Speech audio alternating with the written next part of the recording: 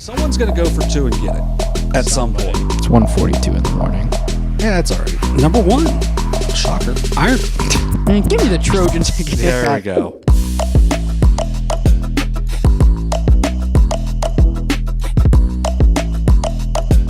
Welcome into Overtime, presented by Perfection One. Along with John Bruce, my name is Dewey Dailey, as we welcome you into this week's show, episode 47 of the pod. We're almost to the half-century mark. Yeah. Just a few more weeks. It'll be our week, I guess it would be our week 11 preview show. We'll get in the playoffs, and I think would be around the state tournament for... Yeah. I don't really know at this point. We get, like, the volleyball, soccer. I know last year... we did those regional games the Saturday morning after our Week 12 game, so I'm not sure if those add up again. But, man, what a week 7 was. Yeah, it was a great week, and we had thought, weeks 4 through 6, kind of some of the games are kind of like laying in the weeds, whatever. We don't know how good these games are going to be. We were fortunate, and we got to see some really good games. But we knew week 7 was when things were really going to turn around, and really... I mean, we did a good job of previewing the games last week because they were all really good games, and there's a few others in the area as well. So it's the playoff picture starting to kind of become a little clearer. Although one team that we're going to talk about a little bit later is like they're in a must-win, even though they're like a huge favorite of the game in Wheelersburg. But it's a must-win because of how good their region is. But yeah, it should be interesting. We had some really big accomplishments met that we're going to talk about in headlines here in a second.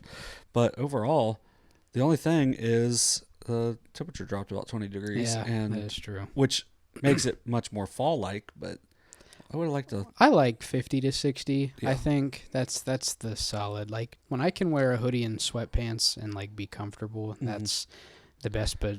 yeah, I mean, you mentioned those three football games we previewed last week's show. All 3 were decided by 1 point. Yeah. Which you don't see that too often. And I think the visiting team, well, actually, I think it was at West. It was at West, So yeah. 2 of the games, the visiting team won. But we can kick things off with our headlines for this week. We'll start with Chillicothe's Kiera Archer over the century mark. Now in goals scored in her Cavalier career. Yeah, she's unreal. They're 9-3-2. Archer has, you're going to enjoy this, 39 goals in the season. The team has scored 57. So, she's just averaging just below a hat trick a game. She's averaging, she would need, I think it would be 1 more goal to average a hat trick. And, she's been outstanding, or 2 more goals. She's been outstanding all season. It's 3 more. Don't do the math. I was wrong. But I saw her when they played Unioto. She had 4 goals. She was just she just does little things. She's a really smart player. She athletically very good, and they feed her. They know she's their go-to scorer, and she does a great job of doing so. And that's why they're out to the 9-3-2 start, and why they are the FAC champions once again after taking a year off from doing it last year. And really for a Chillicothe team, it's a smaller roster than I think some of us are used to seeing with them. But, I mean, 9-3-2 says all you need to do is, they lost 1-0 to Athens, who's been really good. They lost to Lancaster, who's typically good, and they lost to Taze Valley. I mean, really, you're losing to teams that they're same size or bigger than, or smaller than, that are traditionally really good schools. So it's an excellent program, but Archer, for her to score her 100th goal is a great accomplishment, and it's really fun to watch her. And they've got Groveport Madison this week. I think it's tonight. They probably already played it.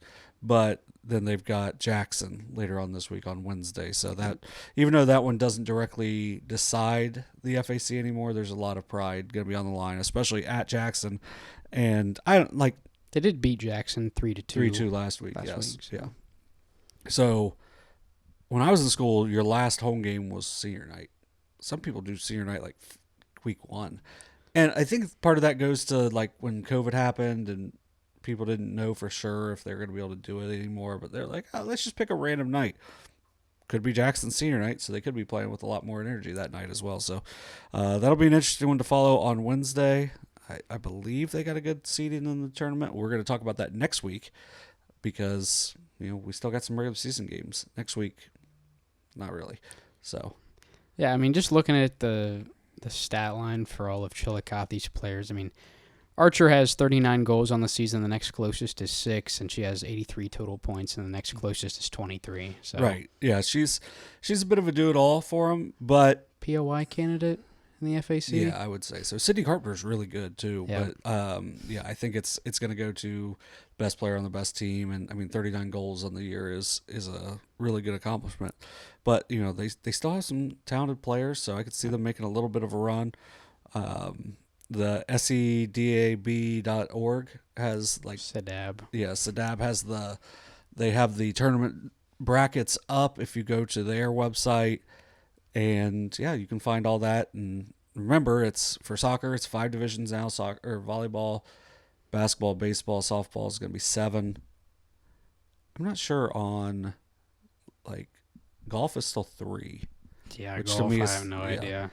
And I think I'm not sure on cross country, but I think it's probably 3 as well. Track could be more, but we'll see in the spring. So. Right.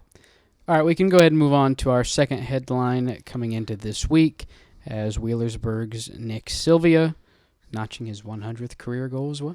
This dude is ridiculous. I went down and watched them on Saturday against St. Trace with the intention to write about it. About 3 minutes into it, the intention to write about it was gone because he had scored 3 goals in the first 12 minutes. He's only a junior. He scored over 100 career goals.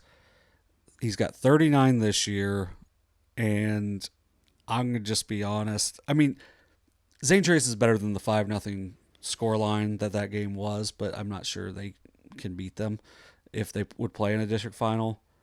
I don't see a team in our area beating them in Division 4 because it would come down to Gallia and then Fairland, Unioto, somewhere in there. So, or St. Trace, most likely. But that means he's going to get another 4 games in the tournament as well. So he's probably going to get over 50 on the year. I don't know the exact number that Max Hagens had. Last year he had 52 goals, and I know he was well over 100 for his career. But He's a Scioto County goal leader. Yeah, I think he was 139, I think is what it was. Him and Lucas Haynes were really close to each other. I think one was 139, one was 134. So they were real close in the Southeast District, and Sylvia should break that because he was at 100 before he even had the 5 goals on Saturday. He's a junior. He's only a junior, yeah. And last year he kind of took a step back too because in terms of goal scoring, yeah, because he had 27 assists, but Connor Eastep got hurt, one of their midfielders, and he kind of stepped into a little different role, and it went to even more Max Hagens instead of using both of them when he was a freshman. But he did what the team needed, and this year they need him to score. I mean, they've scored 82 goals. He's got 39. He's assisted on 9. They do have several players that can do some stuff with them with Ethan Hochstadler, Brody Wilburn, Carter Rollins has been really impressive in the games I've seen. So those are just some guys that can score for them. A lot of it's going to go through Sylvia, and he's so smooth, but he also does a good job of passing inside the box. And I mean, that's how you get 27 assists in a season as well. But yeah, 39 goals for him. I feel like he's going to be the first boys player in the Southeast District to cross the 150 goal mark. And he's got 2 more games this week. He's got Portsmouth West, big one against Minford on Thursday, which we'll talk about pretty much to end the show. And then the tournament starts. And, I haven't looked at who they could possibly play in a regional final, but I would say there's a pretty good chance they're going to get to that level as long as everyone stays healthy, which is a big thing. I mean, they made it to the regionals last year, and they were not very healthy. So, they play in a really good league because South Webster and Minford are really good. I mean, that St. Trace team's good, and it was 5-0, and St. Trace had 3 shots. It was just, one of those days. It was really impressive. Go ahead and move on to our last headline for this week is Nelsonville's Megan Booth, senior setter, now over 2,000 career assists. One more regular season game for the Buckeyes, a big one tomorrow night, Tuesday night, against Athens. I believe that one is more or less either obviously for an outright Athens title or for a tie in the TVC Ohio. Attaboy, good job. There we go. Yeah, so Athens beat them 3-0 the first time, but this is a Nelsonville team that's really good. They're 18-3.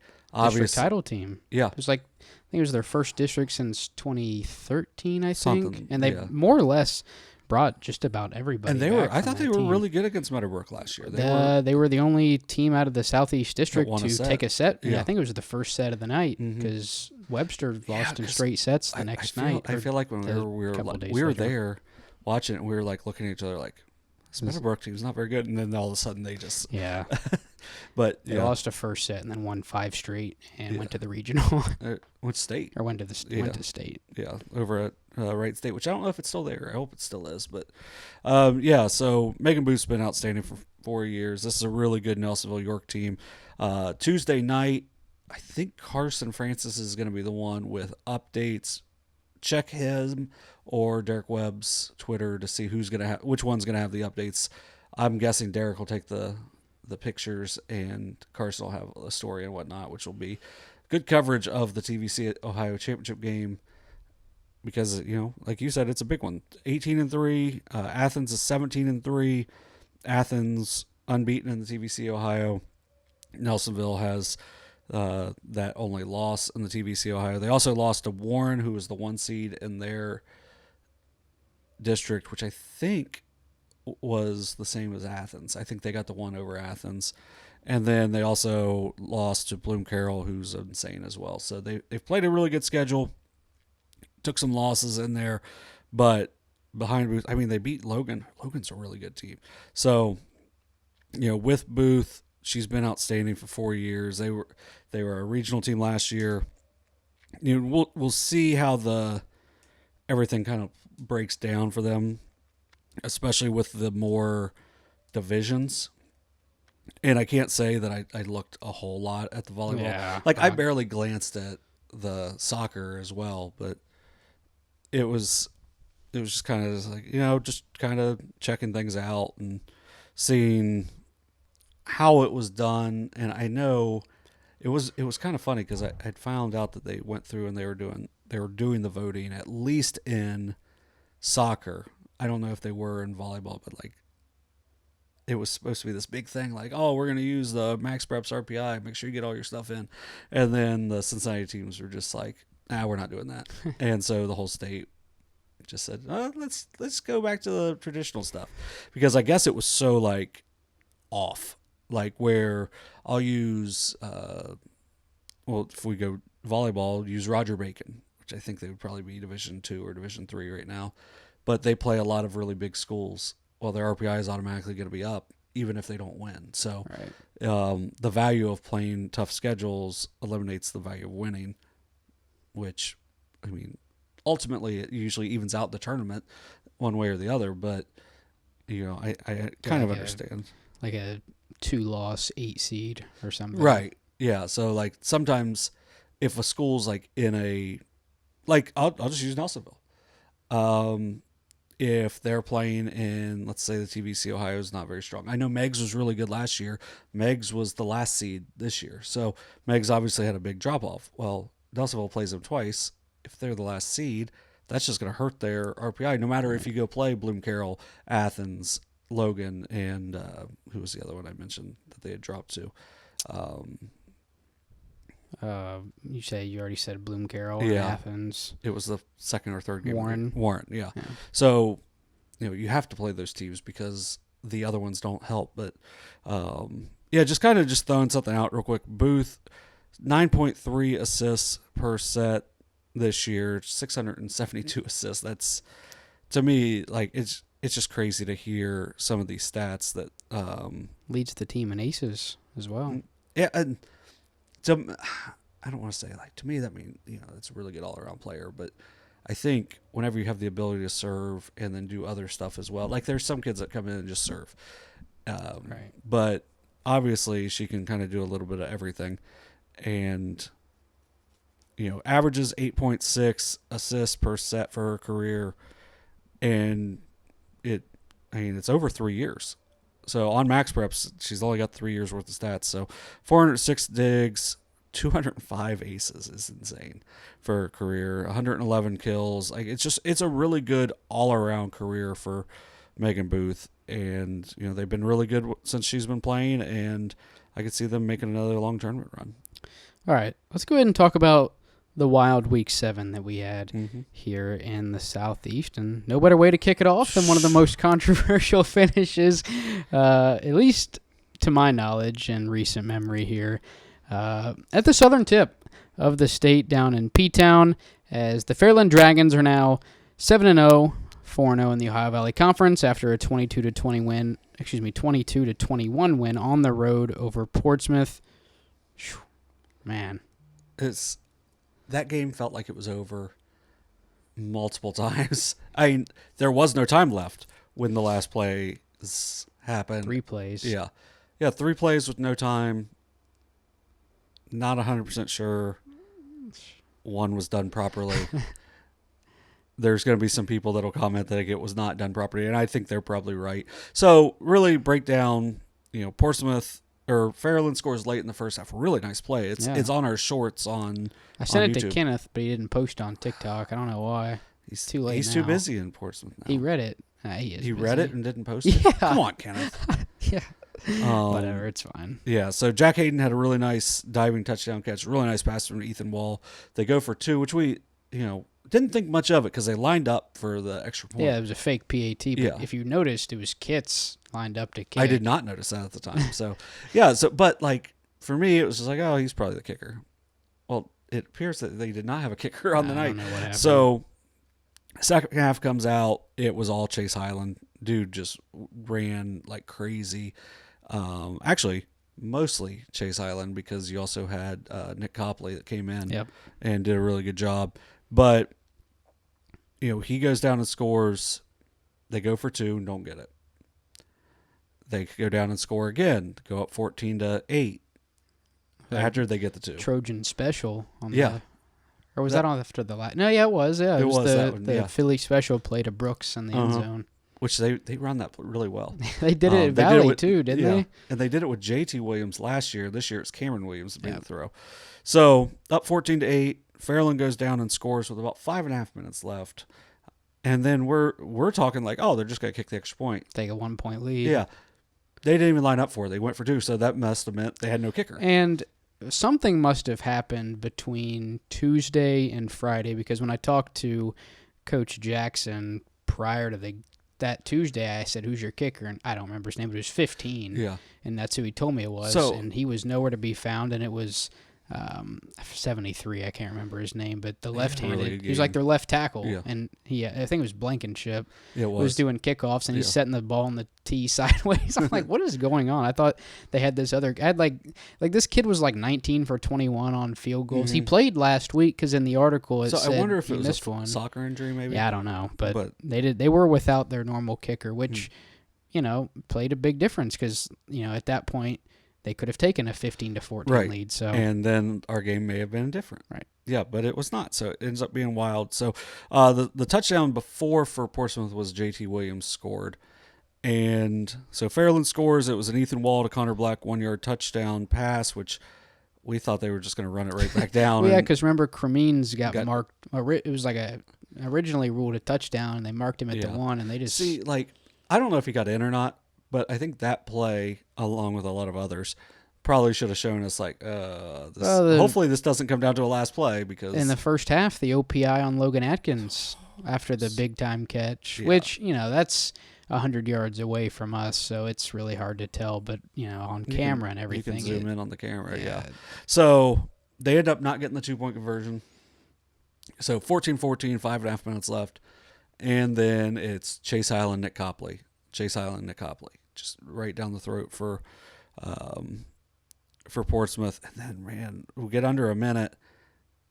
Full discretion, 100% a fumble by Portsmouth. That Fairland recovered with a little over a minute left, which also probably changes the very end of the game as well. Mm-hmm. So it was called. JT Williams was called down. We didn't think he was down. Here's what I didn't understand. If you watch the replay of it, the official, I swear he throws both his beanbag. He threw a beanbag, at least one of them. Mm-hmm. So it's like, why would you? So even if you think somebody is down and the ball is out, do you still have to throw a beanbag? I don't know. Yeah. But there's a lot of... He threw at least one. I think he may have thrown two. Yeah, there's a lot of stuff in this game that I didn't fully get. But, moving on. So after, I think it may have been the next play, JT Williams rolls out to his right, hits Landon Malone, who made an outstanding catch. I thought he got in. They called him out about the foot line.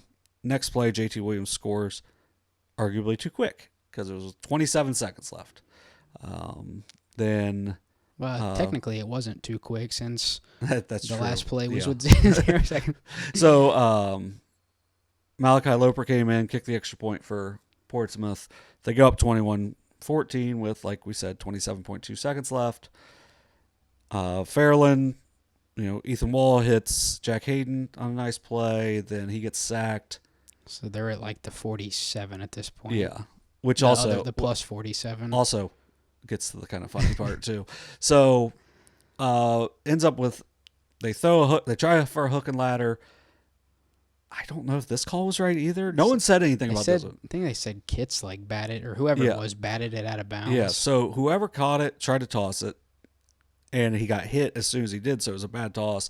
And then Kitts or Hayden, one of the two, just smacked it straight out of bounds. So they call illegal batting, which I do think was correct. But I thought it probably would have wiped out the clock because there's no timeouts left for Fairland. Actually, I think they had one, so they probably could have thrown it out there. I think when the ball... Well, yeah, I get what you're saying. Yeah, so 1.2 seconds left from the 47. Now they're on the plus 47. Yeah, the plus 47. Ethan Wall throws the ball downfield. I think it was Keegan Smith. Either way, it was a pass interference. I think it was the right call. I'm not 100% sure. It was close. But to me, it wasn't egregious. It didn't surprise me when they threw it. But it's a 15-yard penalty, not a spot foul. The ball goes from the 47 to the 30. Yeah, I didn't understand that. Like just one of the very little things in that game. So because the thing about, they don't look at what yard line they're at and say, oh, we're moving it to there. They'll like walk it out. Yeah. So my guy was just taking long strides and was like, oh, I walked longer than 15, but I took 15 paces. So I think you were playing at the time. Did you play Vinton County at home your senior year? No, we didn't play any non-league games. So it may have been the year before. Well, we played at Vinton County that year, so maybe been 2 years. I would have been maybe a sophomore. Either way, it was at some point Unioto was playing Vinton County to start the year. Vinton County tried an onside kick, and it went like 6 yards and went straight out of bounds. And so they like walked it off, and they walked it off like 13 yards. It was like the weirdest penalty ever. I'm like, this is the first play of the season. How do you miss by this much? But going back to the Fairland play, Wall throws it up with an untimed down. Keegan Smith goes up above two defenders and makes a just spectacular catch. Once again, it's on our shorts. You can see it. It's also on our Facebook. Also on YouTube if you want to go back and rewatch the game. Tyler Harris had an end zone shot. It's a great individual play. One of the things we kind of mentioned on the stream was Portsmouth isn't very tall. No. Keegan Smith is like 6'1", 6'2", so he was able to go up and get the ball. Makes a great play, and Portsmouth wasn't able to high point it with him. So great individual play. Time for the 2-point conversion because they were not able to kick the extra point. They try an inside shovel pass to Cremines. Yeah, to Cremines. He was like lined up as an H-back, like behind one of the tackles, I think. So this is where it gets pretty controversial. So I still did he underhand toss it? So I would have to. It was an underhand toss, but it doesn't matter. I mean, it was a forward forward pass. So we have noise canceling headsets. We can still hear some stuff, but you don't hear whistles. So we don't hear whistles. But it's clearly shotgun mic. Clearly a forward pass. Game's over. Batted down. Batted down. I mean, as soon as that ball hits the ground, game over. Yeah. But the play kept going. It was like nobody blew it dead. Fairland tries to throw a couple times. Tries a couple laterals, ends up getting knocked down anyway. And then amongst everything, there's a penalty flag, and we don't know what it is, but it turns out it's the second sideline violation on Portsmouth. which to me, I want to try to be nice. I won't if you want me to talk about it. Well, it's read the room. Know the situation. The play is at the 3-yard line, right? The play starts at the... What is it? The 2-point conversion, I think, is at the 2, isn't it? Okay, so either it's the 2 or the 3. All right. Either way, the players on the sideline are 30 yards back. They have literally nothing to do with the play. You can't call you can't call it. Right. Because A, the play should have been over. The whistle should have been done, should have been the game. So the players coming onto the field to celebrate shouldn't matter. And I don't know. It's just, I think the sideline warning is just a way. A slap on the wrist. Yeah, it's a way to slap on the wrist. The first one was, I don't even remember it. I think both teams had one. Yeah. Well, Portsmouth had 2. I'm going to be honest, the first one was kind of dumb by Portsmouth. They were arguing something that they didn't really Oh, yeah. It was the kid somebody's helmet came or something happened. It was on a... It's like an injury. It was a kickoff return, and the Fairland player wasn't getting off the Portsmouth kid. But then, like, when he did, he was clearly, like, cramping up. And I think the coaches thought he was, like, keeping the player down. Yeah. But it was, like, there was nothing. And, like, the Portsmouth kid didn't look like didn't have a reaction to it either. He was trying to get up, but it was, like, things happen. So, it was kind of, didn't really need to do it. But you don't think that that's going to happen. Like, you called a game a couple years ago. We won't say who and what, but kind of had a similar ending where they kept calling sideline penalties. I have no idea. The blocked field goal return for a touchdown. I didn't call that game. I thought you called it for a certain network that existed for a year. The one at the township. No, we didn't call that game. Oh, I thought you did. Sorry. No, but that was a wild one. Yeah, but that was like they called that was like a wild one. Like kind of a similar, yeah. somewhat similar idea, except the ball was actually live in that case. Yeah. So that was a case where they got it right, but they did it in the wrong way. Yeah. Whereas this was they got it wrong and did it in the wrong way. So they just there was no bright side about what happened. Yeah, I will say this: there was one bright side. It was that it's a good game. It was a really good game. It's too bad that it's always going to be. Yeah, but I will give Fairland credit. They were able to get back together, refocused, and then Ethan Wall hit Jack Hayden for the 2-point conversion, which was a really nice conversion because, Portsmouth was playing a little bit too far off, I think, for, being at the 2. Yeah, if you go back and watch that, the slot corner, I mean, you're at the 2-yard line, and the slot corner's playing 6 yards off the guy. I mean, they could have ran a spot route, and all he had to do really is squeeze it in there because Trevin Brooks got there really quick and almost was able to get to knock it down. But, I mean, it's, a nice win for Fairland. Cam Kitts was really good. Yep. I mean, he had 13 touches for over 140 total yards. It was a great game, sullied by some stripes. Now, I think, for Portsmouth, Rock Hill's going to be tough this week. I think they can win. I think they can easily win the next 2 weeks, but then you got Ironton before the playoffs. Probably at Green, but... Yeah, that's true. But they're going to play... This is going to make their seeding a lot tougher, where this would have been a really big win for them. And Fairland still would get a really good seed because... I was going to say, if I'm a Portsmouth person, I'm just hoping you get a rematch again like you did last year.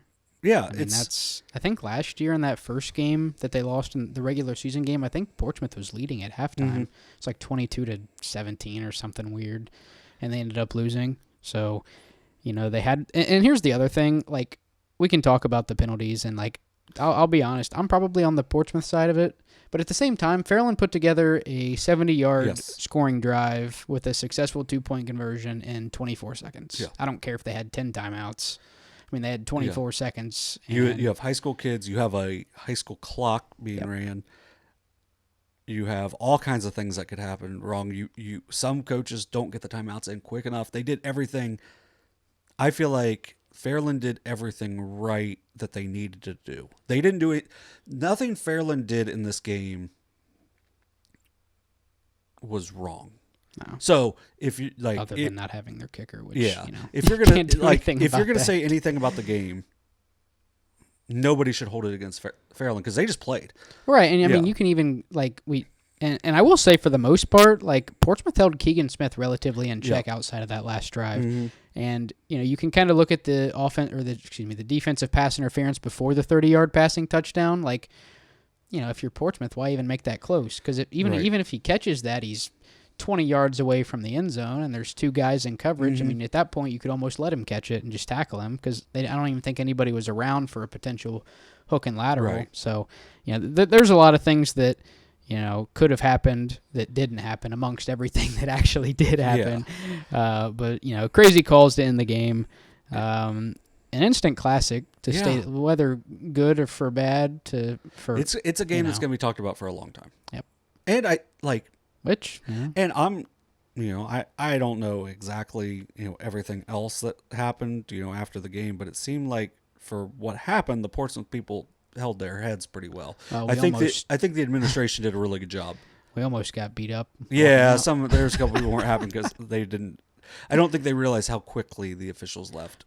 Man, I think they were walking out within minutes of us ending the stream, and they were escorted. Yes, which I understand. Hopefully everyone gets better from this situation. I think Portsmouth and Fairland are both really good teams. Yep. Hopefully the officials just get better. Hopefully they're able to talk it over with another official because we need as many officials around as possible. And, especially on a Friday night with a game that big in our area, we need to have really good officials, and we need people to keep getting better. Because if you're a young official and you screw up something like that, it's hard to bounce back, but you need to do it. I know it's easy to say because I'm not a young official, but like, if you're in your first ever game officiating, don't you think you would be more inclined to not throw a flag on a close play than throw a flag? I would be more scared to throw one and it not be warranted than the other way around. But if you are in your first or second game, you're probably with some more experienced officials who can clearly say, "Hey, man, that didn't affect the play. Like, let's wave it off." And that's the thing is they got together. Yeah, too. That's what I mean. It's like there was one intentional grounding that got called, and the sideline official came over and pointed that. With the one with yeah, and so like they got together on plays before. So, so kind of moving on. Chase Highland was amazing in the game. 36 carries, 198. And a touchdown. He didn't have a great first half. No, he didn't. Kind of banged up a little bit after a long run. Yeah, he had a 21-yard run where Cam Kitts caught him from behind, and he I think only had like 2 carries after that. So, these are two really good teams. And, Ethan Wall, 15 to 26 for 178, 3 scores. We could probably talk about this game all night. We probably already spent 10 or 12 minutes on it. Yeah, and I think you mentioned Fairland has a good chance to win their first OVC title since 2013. It's just and Portsmouth, big game with Rock Hill coming up this week, 6-1 Rock Hill. One of the surprise teams in our area. Tony Love, I mean, if it wasn't for what Fairland and Portsmouth were doing, would probably have the inside track for the OVC Coach of the Year. And maybe he'll win a District Coach of the Year because he's turned that program around really quickly. And then Fairland gets Ironton. So and the thing for Portsmouth is like I know Rock Hill's strength of schedule hasn't been great. Yeah, they did kind of get bounced by Fairland a little bit earlier in the season, but they've got some guys. I mean, Anthony Stamper, senior tailback for them on the year, averaging 155 yards per game rushing. He's over 1,000 already through 7 games, and then you have junior quarterback. I'm not sure if it's Dalen or Dallin, but it's Dallin. I'll go with Dalen. Dalen Cox, a junior quarterback, over 700 passing yards on the year. Only 7 touchdowns to 5 interceptions, so it seems like turnovers might be a problem through the air for them. But they seem to be a well-balanced offense, but that's the same thing we said about Portsmouth before last week. And that's the same thing we said about Fairland last week. And Portsmouth, for the most part, like I said, they shut down Keegan Smith for the most part outside of that last drive. And that game is also at home for Portsmouth, so they don't have to go anywhere. And Fairland hosts Ironton as well. So hopefully 2 more good games this week. And this is what I'll say for Rock Hill, too. I mean, they made the playoffs last 2 years, 5-6, 4-7. they're 6-1 currently. The last time they won 6 games was 2016. The last time they won 7 was 2007. Right. So they're having a good year. Yeah. So, and it's a school that used to be a little stronger and then went through some rough patches, but it seems like they're a little more on the upswing now. So that's pretty exciting. I'd be surprised if Ironton didn't play home games there if the schedule's aligned. What? I don't think that's gonna happen. Why? I don't think that's gonna happen. So they played a tournament game there a couple years ago. Basketball? Or? Yeah. And they complained to the state about Ironton having their senior banners up in their own gym, and they had to go take down all kinds of stuff. And I don't think it's healthy relationship. I don't think they love each other very much now. Okay, well, but okay. maybe Rock Hill's got a nice field. So well, that's what I was getting at. Is they had a really nice facility, but yeah. So hopefully, Tanks Memorial gets put back together pretty soon. So, but yeah. So Fairland doesn't get any easier because you got Ironton, one of the top teams in the state this week, and then but it's a good chance to get better. Hopefully everyone stays healthy through that game, and yeah. All right, we can go ahead and move on to our second game. Probably the biggest upset of the week, and the biggest upset up to this point in the Souda Valley Conference is the Red Streaks of Piketon get a big win on the road in Bainbridge over the Paint Valley Bearcats. Not the prettiest game, 13-12 the final, but I mean a big win for Piketon. They're now 2-2 in the Souda Valley Conference. The first not only league loss but just overall loss for Paint Valley, who's looked great up until this point in the season. For Paint Valley, they'll look to bounce back this week. What is it? The Maple Leaf Trophy? Yeah, Maple Leaf Trophy against Huntington. And yep. for Piketon, already went through the gauntlet of the schedule. They played Unioto, Zane Trace, and Paint Valley 3 consecutive weeks. I think it was 5, 6, 7. So the easier part of their schedule coming up, they're taking on Southeastern this week. So. Yeah, they're on the downside of their schedule. They probably, unless something happens, which week 9 at Adena I think could be not the easiest for them, but that right now it looks like they're possibly going to be the 12th seed in the playoffs after that win. 13-12 Piketon over Paint Valley. Paint Valley scores early. Jeremy Kane with a 75-yard touchdown catch in the first quarter. Went for 2, didn't get it, and that kind of led the way for what it ended up being in the game. So Piketon ends up going down and scoring in the first half. I believe it was Buddy Wilson scored. He had a nice game for him, and they got the extra point, which once again we talked about it before. That's something that Piketon hasn't done very well in the last few years, is kicking extra points. But that one extra point ends up being huge in this game. So They get the extra point. They go up 7-6. Second half, Paint Valley scores. Preston Faber, it was Braylon Robertson scored, and they missed the extra point. Piketon scores. They don't get the extra point. I don't know if they went for 2 in that situation to try to get it to 15-12 or what, but Levi Golian scores on that. And then Paint Valley, Braylon Robertson tried a 44-yard field goal. That looked good. Looked like it was going to be good from 50, but it was just wide. Yeah. And then, Paint Valley, they had at least 3 turnovers in the game. I don't think they through any interceptions. Well, I know to end the game they had the muffed punt, yeah, which kind of sealed the deal. Mm-hmm. And it's tough for Paint Valley because they hadn't really had a game where they were playing from behind yet this year. I mean, they had won 28-14, 28-14, 30-7, 62-6, 58-28, 37-0. So they hadn't had a close game yet. And Piketon, the Wellston game they lose by 7. The Valley game wasn't nearly as close as the 25-14 was, but they lose a 1-possession game to Zane Trace. Unioto, they lose 21-12, which they played really good defense in that game. So they were used to these games, and they were able to, slow down Braylon Robertson enough. As he had 33 rushes for 140 yards, so not like a huge yards per game. I mean, still 140 yards and a touchdown is still pretty good. Jeremy Kane had that one catch for 75 yards to start the game, and then finished with 2 catches for 77 yards, so they were able to bottle him up. Carson Free had less than 30 yards receiving, and he's unreal. So, I mean, just a really good job by Piketon defensively, which was, kind of been their bugaboo the last couple of years is, Piketon's not very good defensively. I think, let me look real quick. Well, and I think, even Unioto, I think they were losing 21-0 at half, and Unioto didn't score for the last 2 quarters. Yeah, so, they had a chance to make the playoffs last year. Piketon did. 7-3.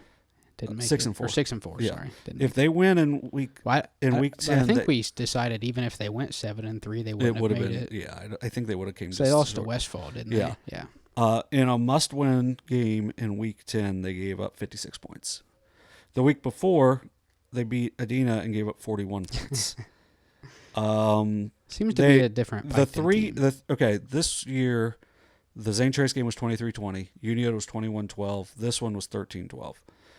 Last year, they gave up 35, 45, 49 in those games. So, that is... And it's not from lack of offense from those other 3 teams. Yeah, that's a night and day change from last year. Yeah. So, even though they're very unlikely to win the SVC, that's a very good change for that program is, something that they haven't excelled at the last couple of years.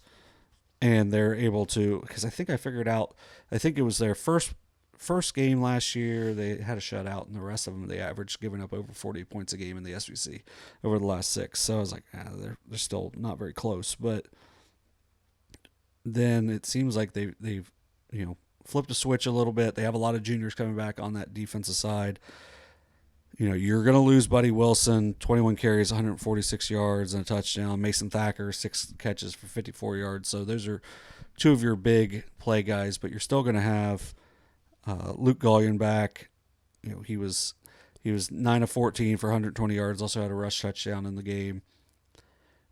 You're gonna have a better defense. So there's a lot of positives for Piketon to build off of in that game. So for Paint Valley, obviously, not what they were hoping for. I think they were wanting a 10-0 season, but when your really tough non-league game isn't nearly as good as typical in West Jeff, it ends up kind of, I think, throwing off the balance a little bit of your season. And, their schedule had been pretty easy coming into week 7. So they got a good chance this week. Rivalry game with Huntington, as you mentioned, the Maple Leaf Trophy. You get a chance to get right before you've got 2 SOSA games, week 9 at Unioto, week 10 hosting Zane Trace. So they got a chance to get right. They still have a chance to win the SVC because they win those 2 games. They're at least going to share with one of those 2, right, which we'll see coming up this week. All right, we can go ahead and move on to the last game we're going to talk about. I think it's one of the few weeks where we reviewed all 3 games we previewed because, as we mentioned in the intro, all 3 were decided by just 1 point. It was Portsmouth West and Lucasville Valley.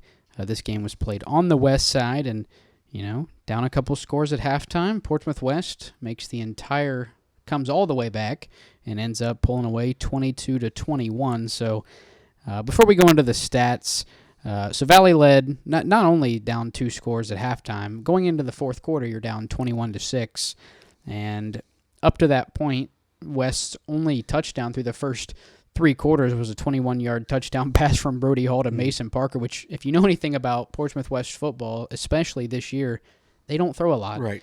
And that was Brody Hall's first, and as we go into week 8, his only passing touchdown of the season. Now, you did hear me say Mason Parker, so thankfully for Senators fans, he's back after missing, I think he started 1 game, came out. I think that was the Waverly game. And then he missed last week against, I think, Minford is who West played. So after 2 games out, he's back.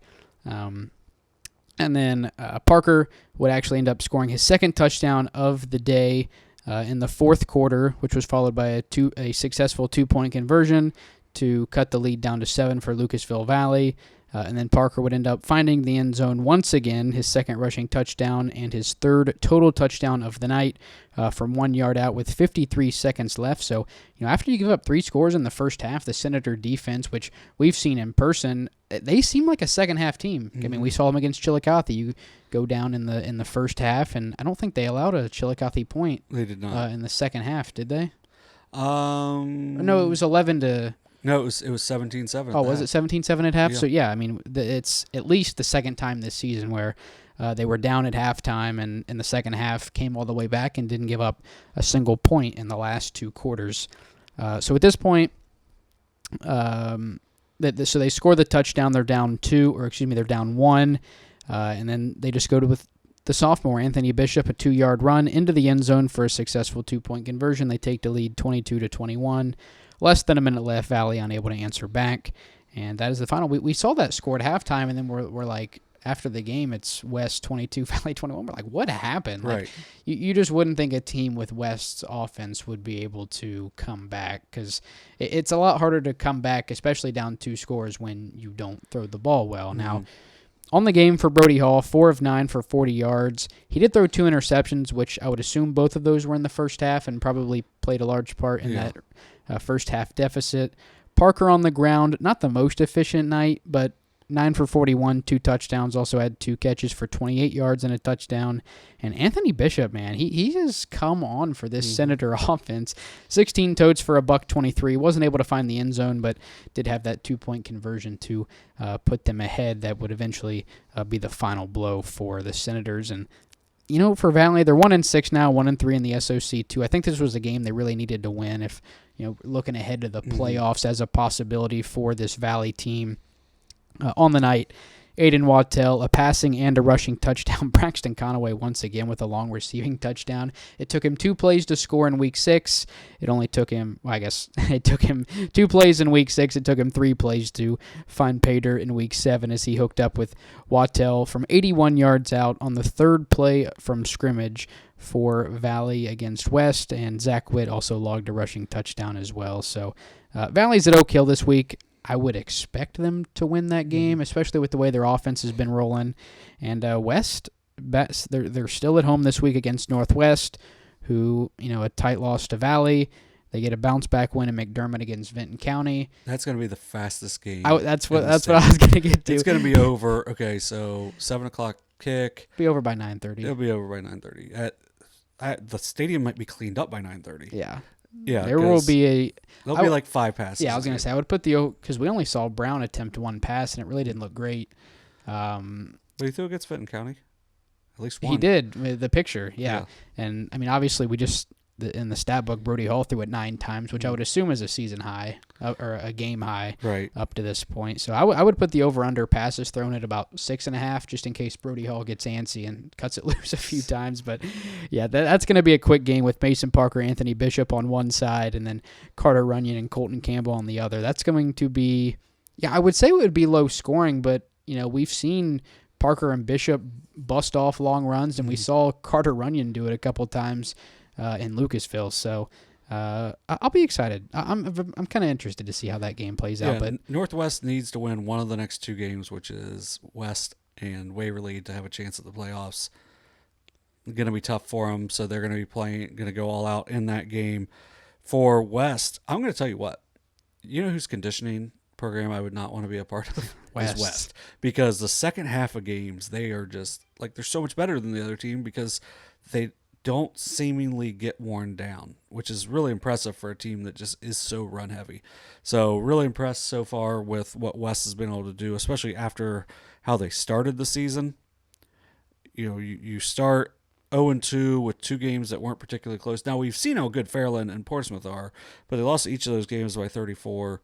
Then you win a tight one over Hillsboro, and then tight one over Chillicothe, tight one over Waverly, 24-0 against Minford, and then a tight one over Valley.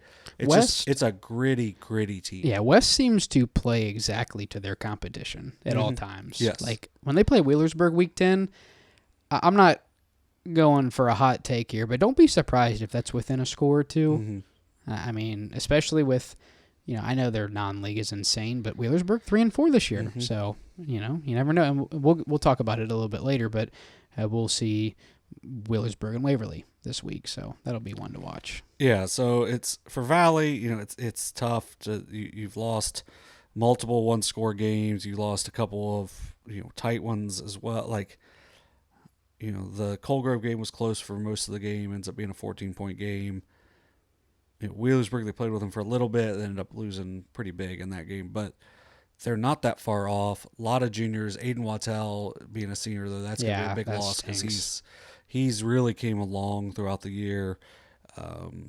Last year they played a Grandview Heights team that finished 7-4 at Grandview Heights in week 8 and lost in overtime by a point. Now Grandview Heights is 7-0.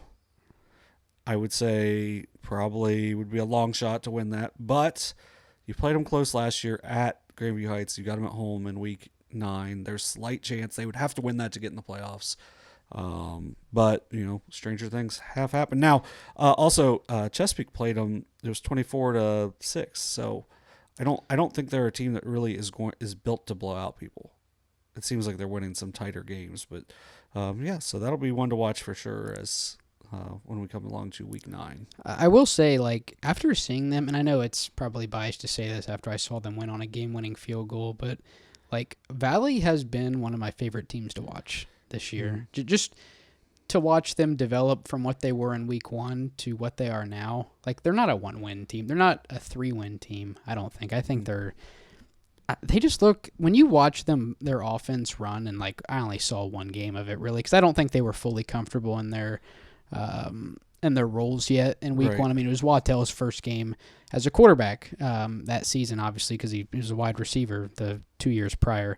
But I enjoyed watching them in week 6, and it seems like they're a lot more dual threat now, right? It's not just a run-first team. It's a team that can throw the ball, and we've seen that the last 2 weeks with, Conaway especially is big play dude. Yeah. I mean, he had 3, what was it? It was 5 for 108 and 2 touchdowns. Mm-hmm. So, and you can tell a team is comfortable passing when you think all they do is run and they throw inside the 10. I think, what was he threw a 4-yard touchdown to Conaway. Is that what it was? 4 yards? Yeah. So it's stuff like that makes you feel a little bit more confident. And it sucks that, Wattell obviously as the Chiefs get a pick 6. I'm assuming that'll stand. It sucks that Wattell is graduating because you'd like to see that group hang around. Because, everybody else for the most part is sticking around. I think Conaway was only a junior. Sophomore. Oh, he's a sophomore. Anthony Aaron's a sophomore as well. Are really young. Or Anthony Aaron might be a junior. Aaron's a junior, yeah. But McNeil will be back. Yeah. Oh, McNeil's a junior? Yeah. I thought he was a senior. Mm-mm. Okay. Man, I tell you what, if Valley can find a replacement for Wattell, man, I tell you what, look out for them next year. They may have one walking the halls. Do they? That might have played last year as their quarterback. That would, if they could get him back out. And obviously you're not going to beg a kid or anything. I would. God, I would. Because Wattell is kind of what he looked like in a way. Just from what I saw in the game or two I saw from him.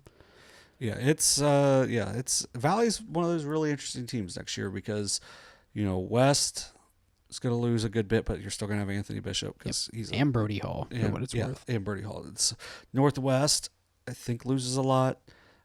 Waverly loses a lot of skill guys. Maybe Valley's hanging around to challenge for second. For what it's worth, Carson Powell, I think, threw for 1,200 yards last year. So, quarterback away. Yeah. So, we'll see. They've done a good job of filling in spots this year. I know that all of their skill spots were different than what they were last year. So if they can have some carryover for next year, that will be a big positive for them because, when you're expecting certain things and then they change in August, makes things a lot more difficult. But, probably the best 1-6 team in the state. So, so sounds like the 3 games we covered last week, or we talked about last week, all ended up being very good. So hopefully this week, the games that we talk about will do the same thing. But we've got something before that. We're going to do power rankings. Yeah. Excited. But before we get going, John, did you know that the Perfection One Collision Center has served Southern Ohio families and student athletes for over 30 years? No. 3 decades. What? Crazy. Yeah. They're one of the oldest collision centers in the state, serving Pickaway, Ross, and Pike counties, featuring state-of-the-art equipment, technology, and manufacturing certifications. Certifications may vary by location. Perfection One, we meet by accident and are highly recommended. Did you know that if you drive in Columbus, there's a chance that you will wish that a Perfection One shop was close to you? Because I almost got rear-ended and sideswiped. And then, by the same car yesterday. Yeah, I'm talking on the phone, and I'm like trying to go around somebody, and hands-free, because I've got the little Wi-Fi thing, and this fellow did not like that I was going around someone else. Yeah. And then, I get over, and then he decided to try to swerve into my lane, which I didn't fully appreciate, but I thought we were going to meet by accident. But also, you mentioned the experience that Perfection One has, but in Pike County, if you're driving up 23, it's one of the newer locations that Perfection One has. So Pike County also has one. I believe it's within the last 2 years. It's up by the sheriff's office. It's really good business. We appreciate their sponsorship.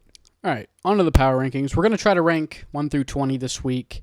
And for what it's worth, when we get below 15, I would say the bottom 3 in the top 20, it's hard to plug teams in there because there are so many 4 and 3 and 3 and 4 teams that are never going to play each other, have no common opponents, and you're just kind of going off of who their best win was or a team they may have played close.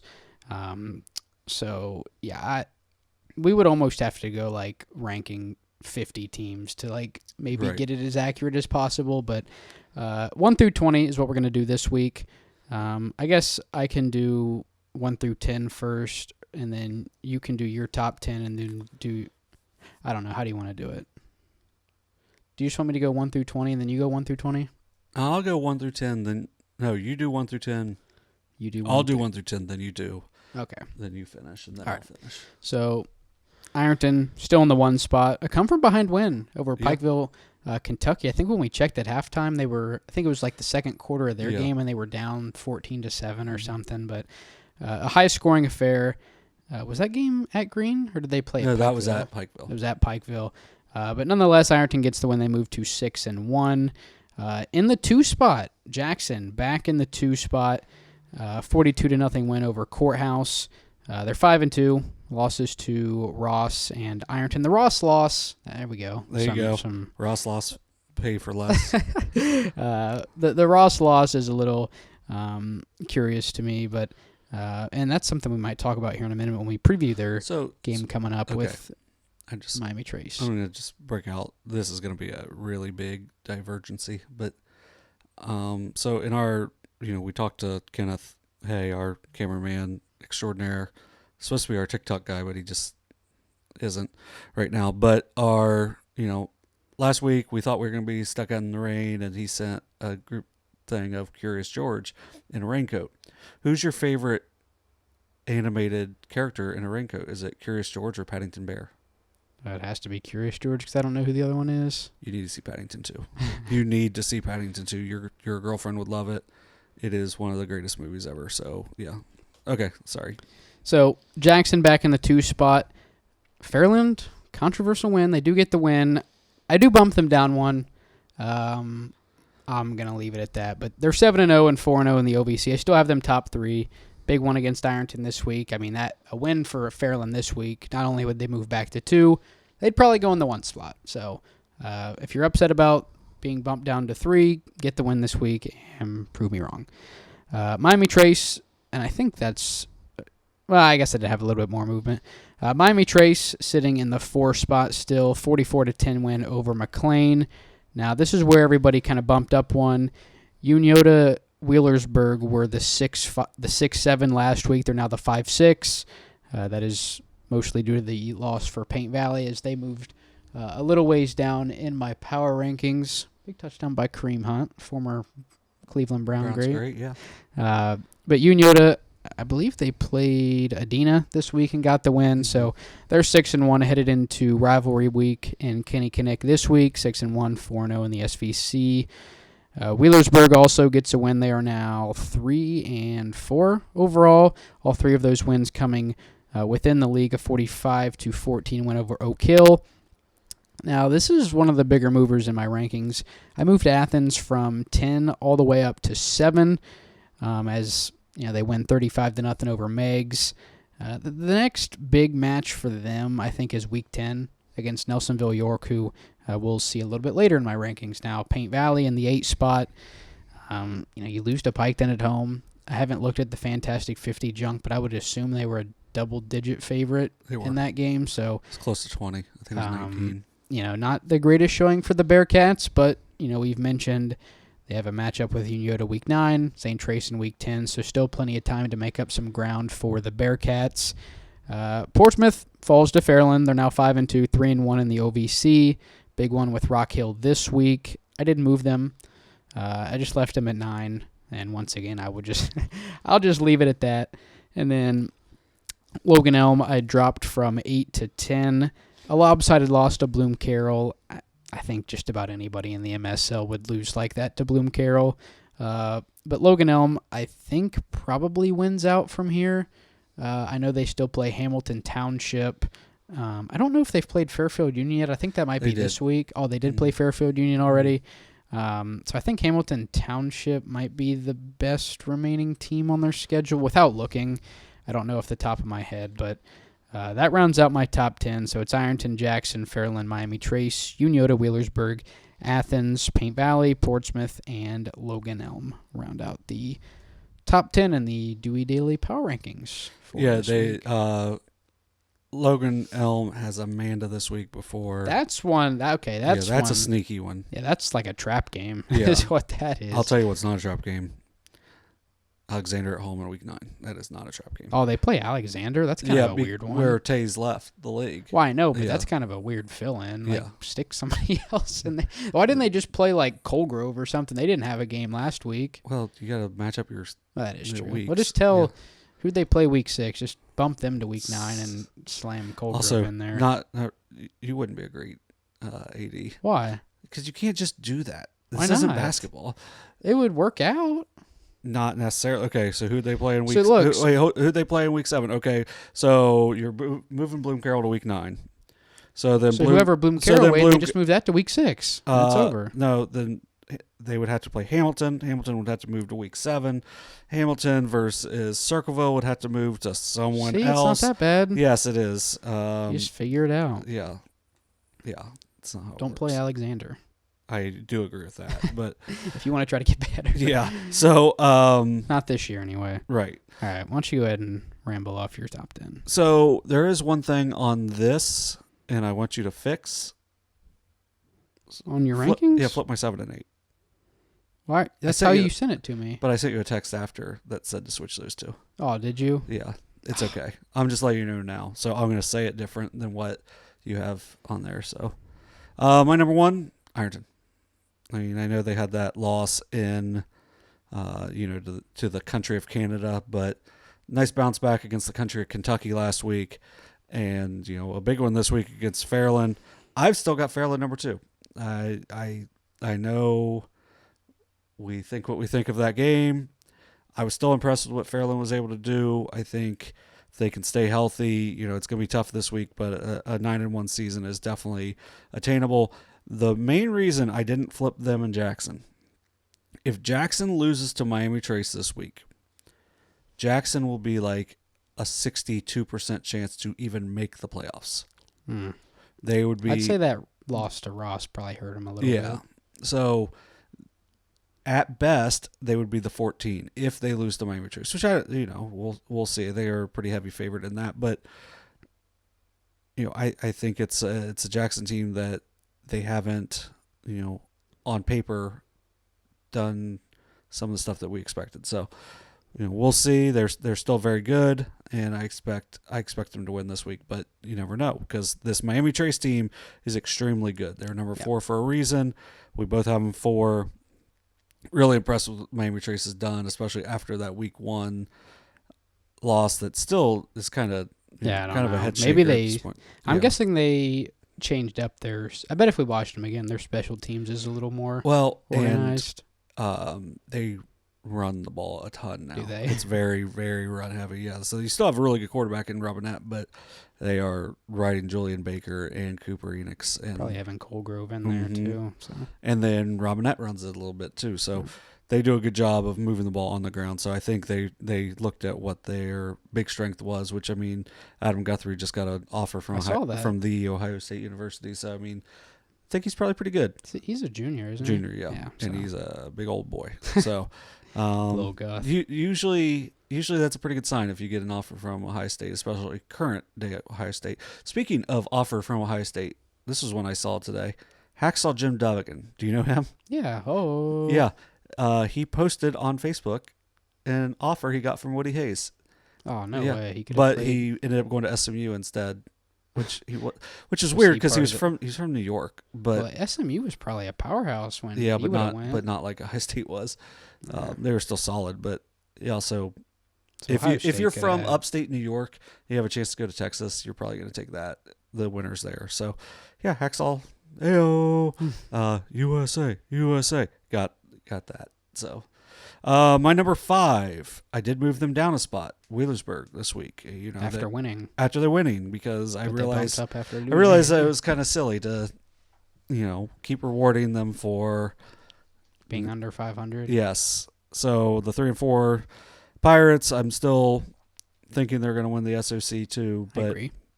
But I mean, they're the highest ranked team for both of us in that conference. So. Number 6, I have Unioto with another shutout. They move up a good bit, actually, 3 spots for me.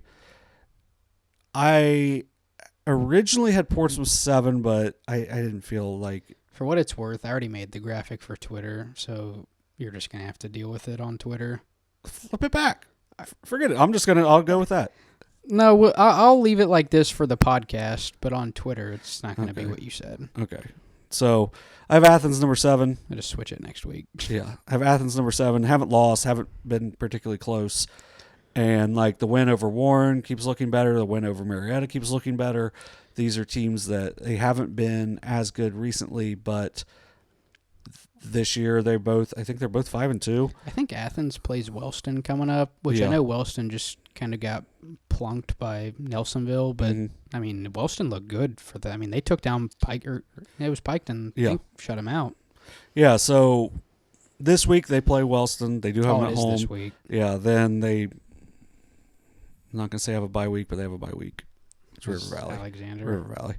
Oh. And then they have the big one at Nelsonville in week 10, which right now it says they're a 20-point favorite. No way. I mean, we'll see how they fare against a common opponent in Wellston. Yeah, so Wellston right now they're a big favorite, but Wellston 5 and 2 also. So that's a quality opponent for them. So right now Philo 4 and 3, Marietta 5 and 2, Warren 5 and 2. Those are some of their non-league games. So I mean, the teams they played in the non-league have done well. So right now it looks like they're going to be the 5 seed, which I don't think would be the easiest game. Didn't Carson say something about Alex Perro getting hurt?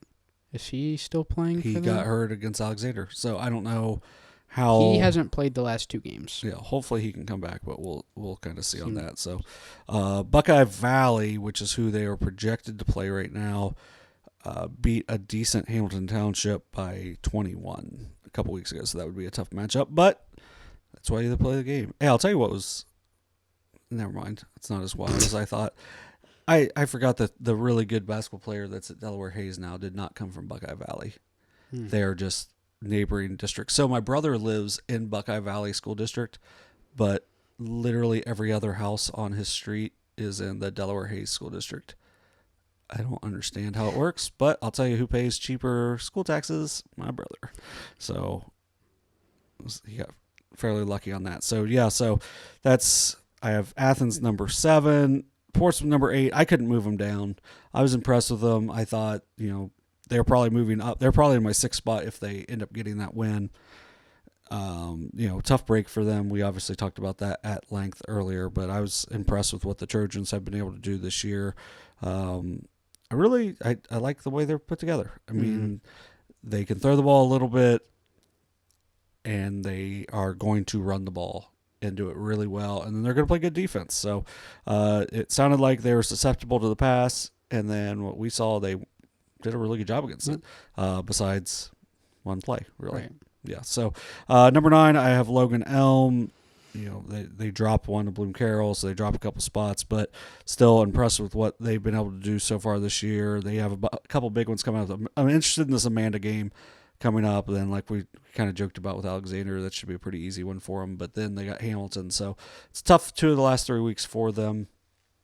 So interested to see that. And then I have Paint Valley at number 10. I still think they have a excellent chance to win the SVC because of different things that they can do, but they did take a big step back after that loss to Piketon. All right, so we can go through 11 through 20 now. Do you want me to go first for this? Yes, sir. Okay, let me pull up some stats for a team that I have that I wanted to go over. Give me a second.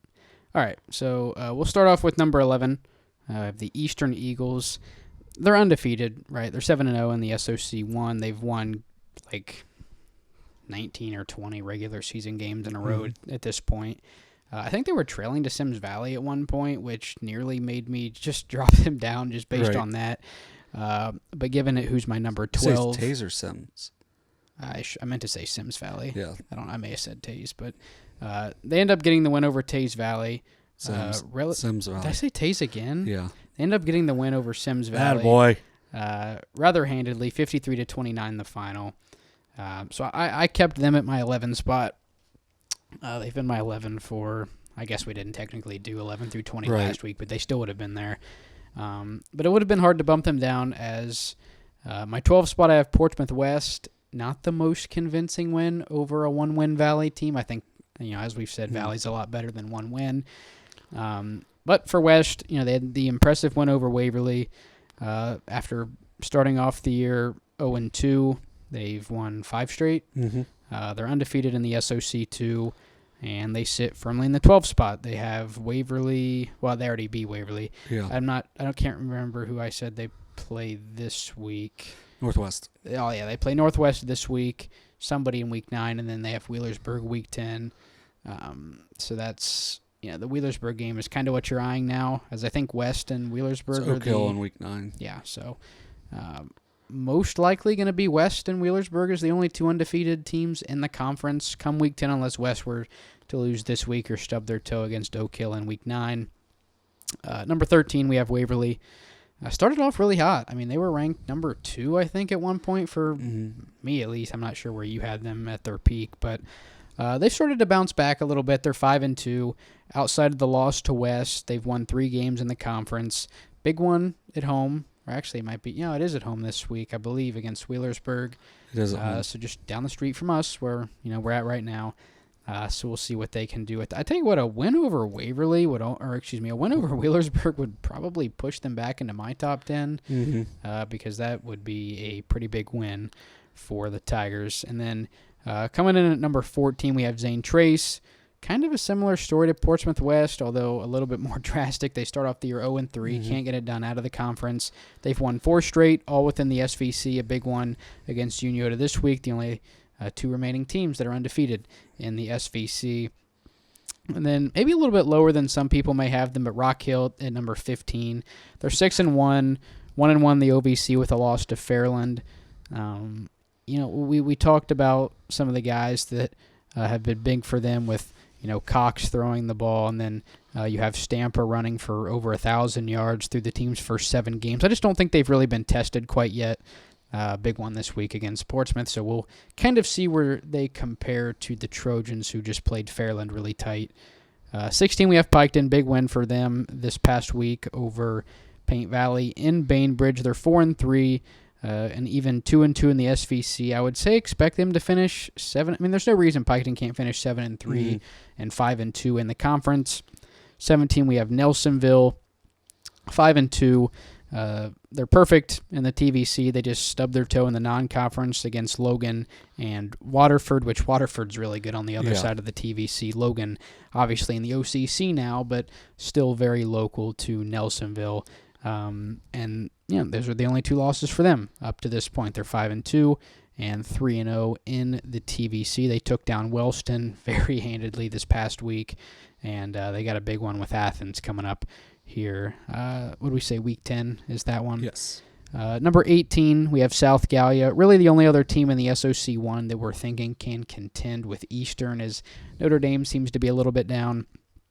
South Gallia is 5-2. Still perfect in the SOC 1, so we will await that matchup, which I believe is week 9, I think is when they play. Which one was it? South Gallia and Eastern, I believe is week 9. And that one is at South Gallia, I believe. We were hoping to get these teams in the SOC 1, and then it was like the worst possible. The timing of it because of the Unioto Paint Valley game, but also it being at South Gallia is so much further than the 10 minutes away from us. And then 19 and 20, I have Amanda and Colegrove. For Amanda, they're 4-3. Who did we say, Amanda? Logan Elm this week. So big one. The chance for the Aces to prove themselves within the MSL. They had the big one over Unioto all the way back in week 2. They also took down Adena. They lost to Hamilton Township last week, 25-24, which I think we may have thought Amanda wins that game because it seems like Hamilton's a bit down. It was from kind of a last year. toss-up. They beat Circleville 36-33. They scored, whenever they score, they do it in bunches, which they scored 30 points in that third quarter against Circleville to win 36-33. So, they beat Lucas, which is a really good program, on the road. So, to me, that was a really good win. But, also maybe because... Oh, was that 2 weeks ago they lost to Hamilton? Yeah. Okay. And Lucas is the Cubs, so... There we go. Yes. Is that in Ohio? Yep. Beautiful Lucas, Ohio. I have no idea.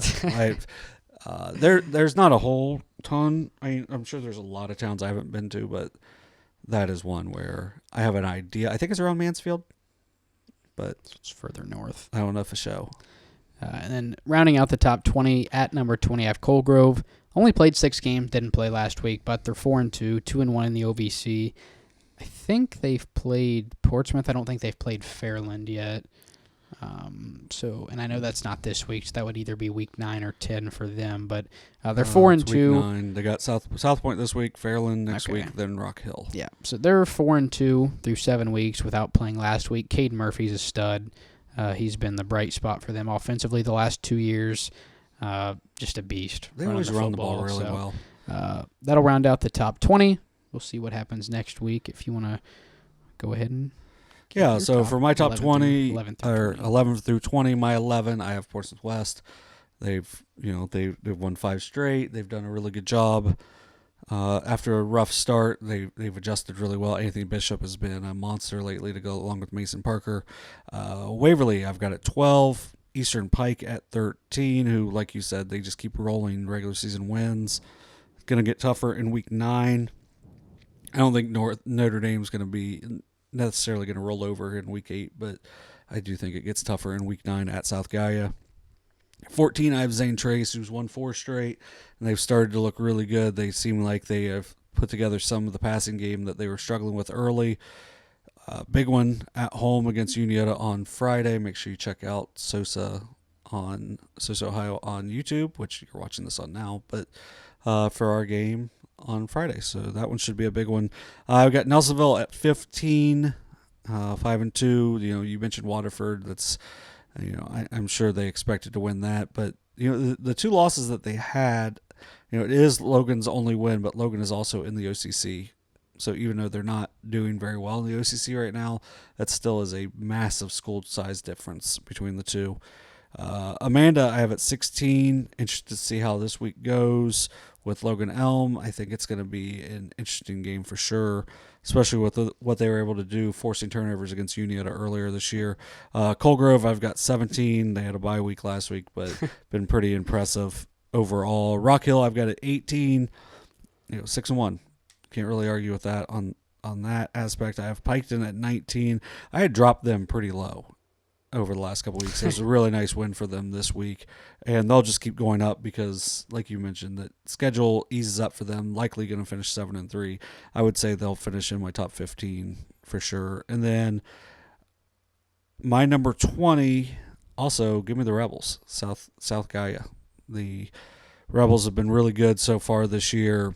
It's a team that we don't really talk about it very much. We did do a live stream last year with their girls basketball program. Yeah, They're good. Lions. Yeah, they did graduate a lot though. Yeah, but they're a program that, over the last few years, they've came really into our region, or not in our region, but into our coverage area. They've won the last 4 straight. Their losses are to a really good Eastern Megs, and then Southern out of Racine, they lost that game pretty bad in week 1, but that was a Racine team that has really pushed Eastern Pike the last couple of years. Lost by 1 last year. This year lost by 6. So they're a program, even though they're 2-5, you don't really want to see on your schedule.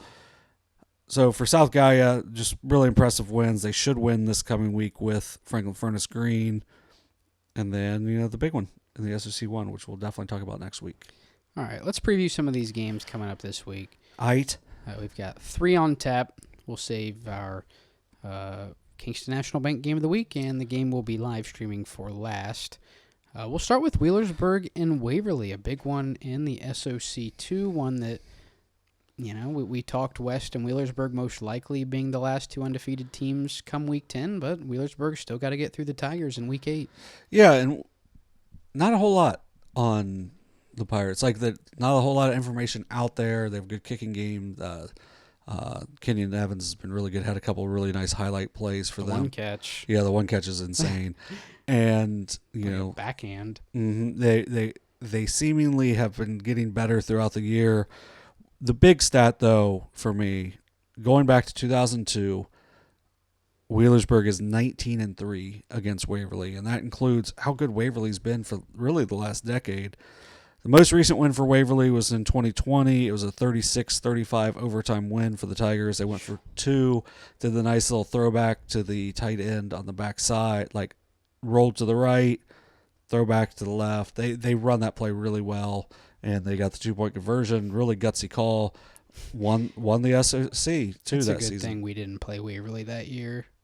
Oh, because we beat him the year before. Ike's dad was really talking you guys up too, and I think he knew you guys weren't going to play. Oh, yeah.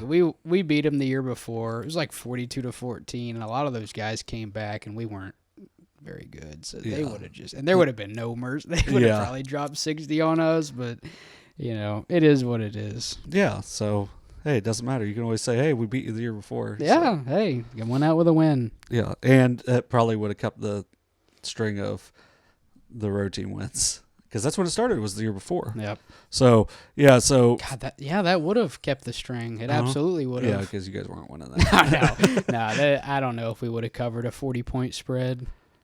Maybe at that point, because it was still early. But we're talking about a team that beat Wheelersburg. I know. So, yeah. And we lost 2 games in the SVC, so... Yeah, but Adena was really good. You guys probably should have lost more than 2, though. We only lost by 2 scores to Adena? No. Oh, you mean should have lost more than 2 I SVC gotcha. games. Yeah, there was another game. Yeah, if Ike and... There's probably 2 other games we should have lost. Yeah, Ike and Maddox combined for some big plays that year. So, yeah, for Waverly coming in at 5-2, 3-1 in the SOC 2, a win for Waverly makes things very jumbled. Yep.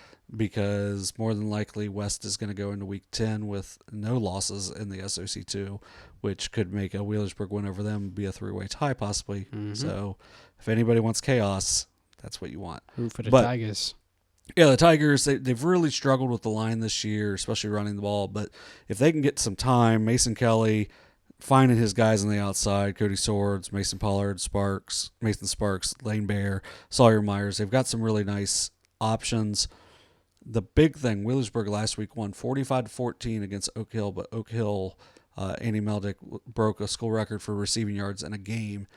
And I was down at Wheelersburg on Saturday covering soccer, and they were talking about how good Oak Hill threw the ball. So to me, it sounds those guys underclassmen, hopefully.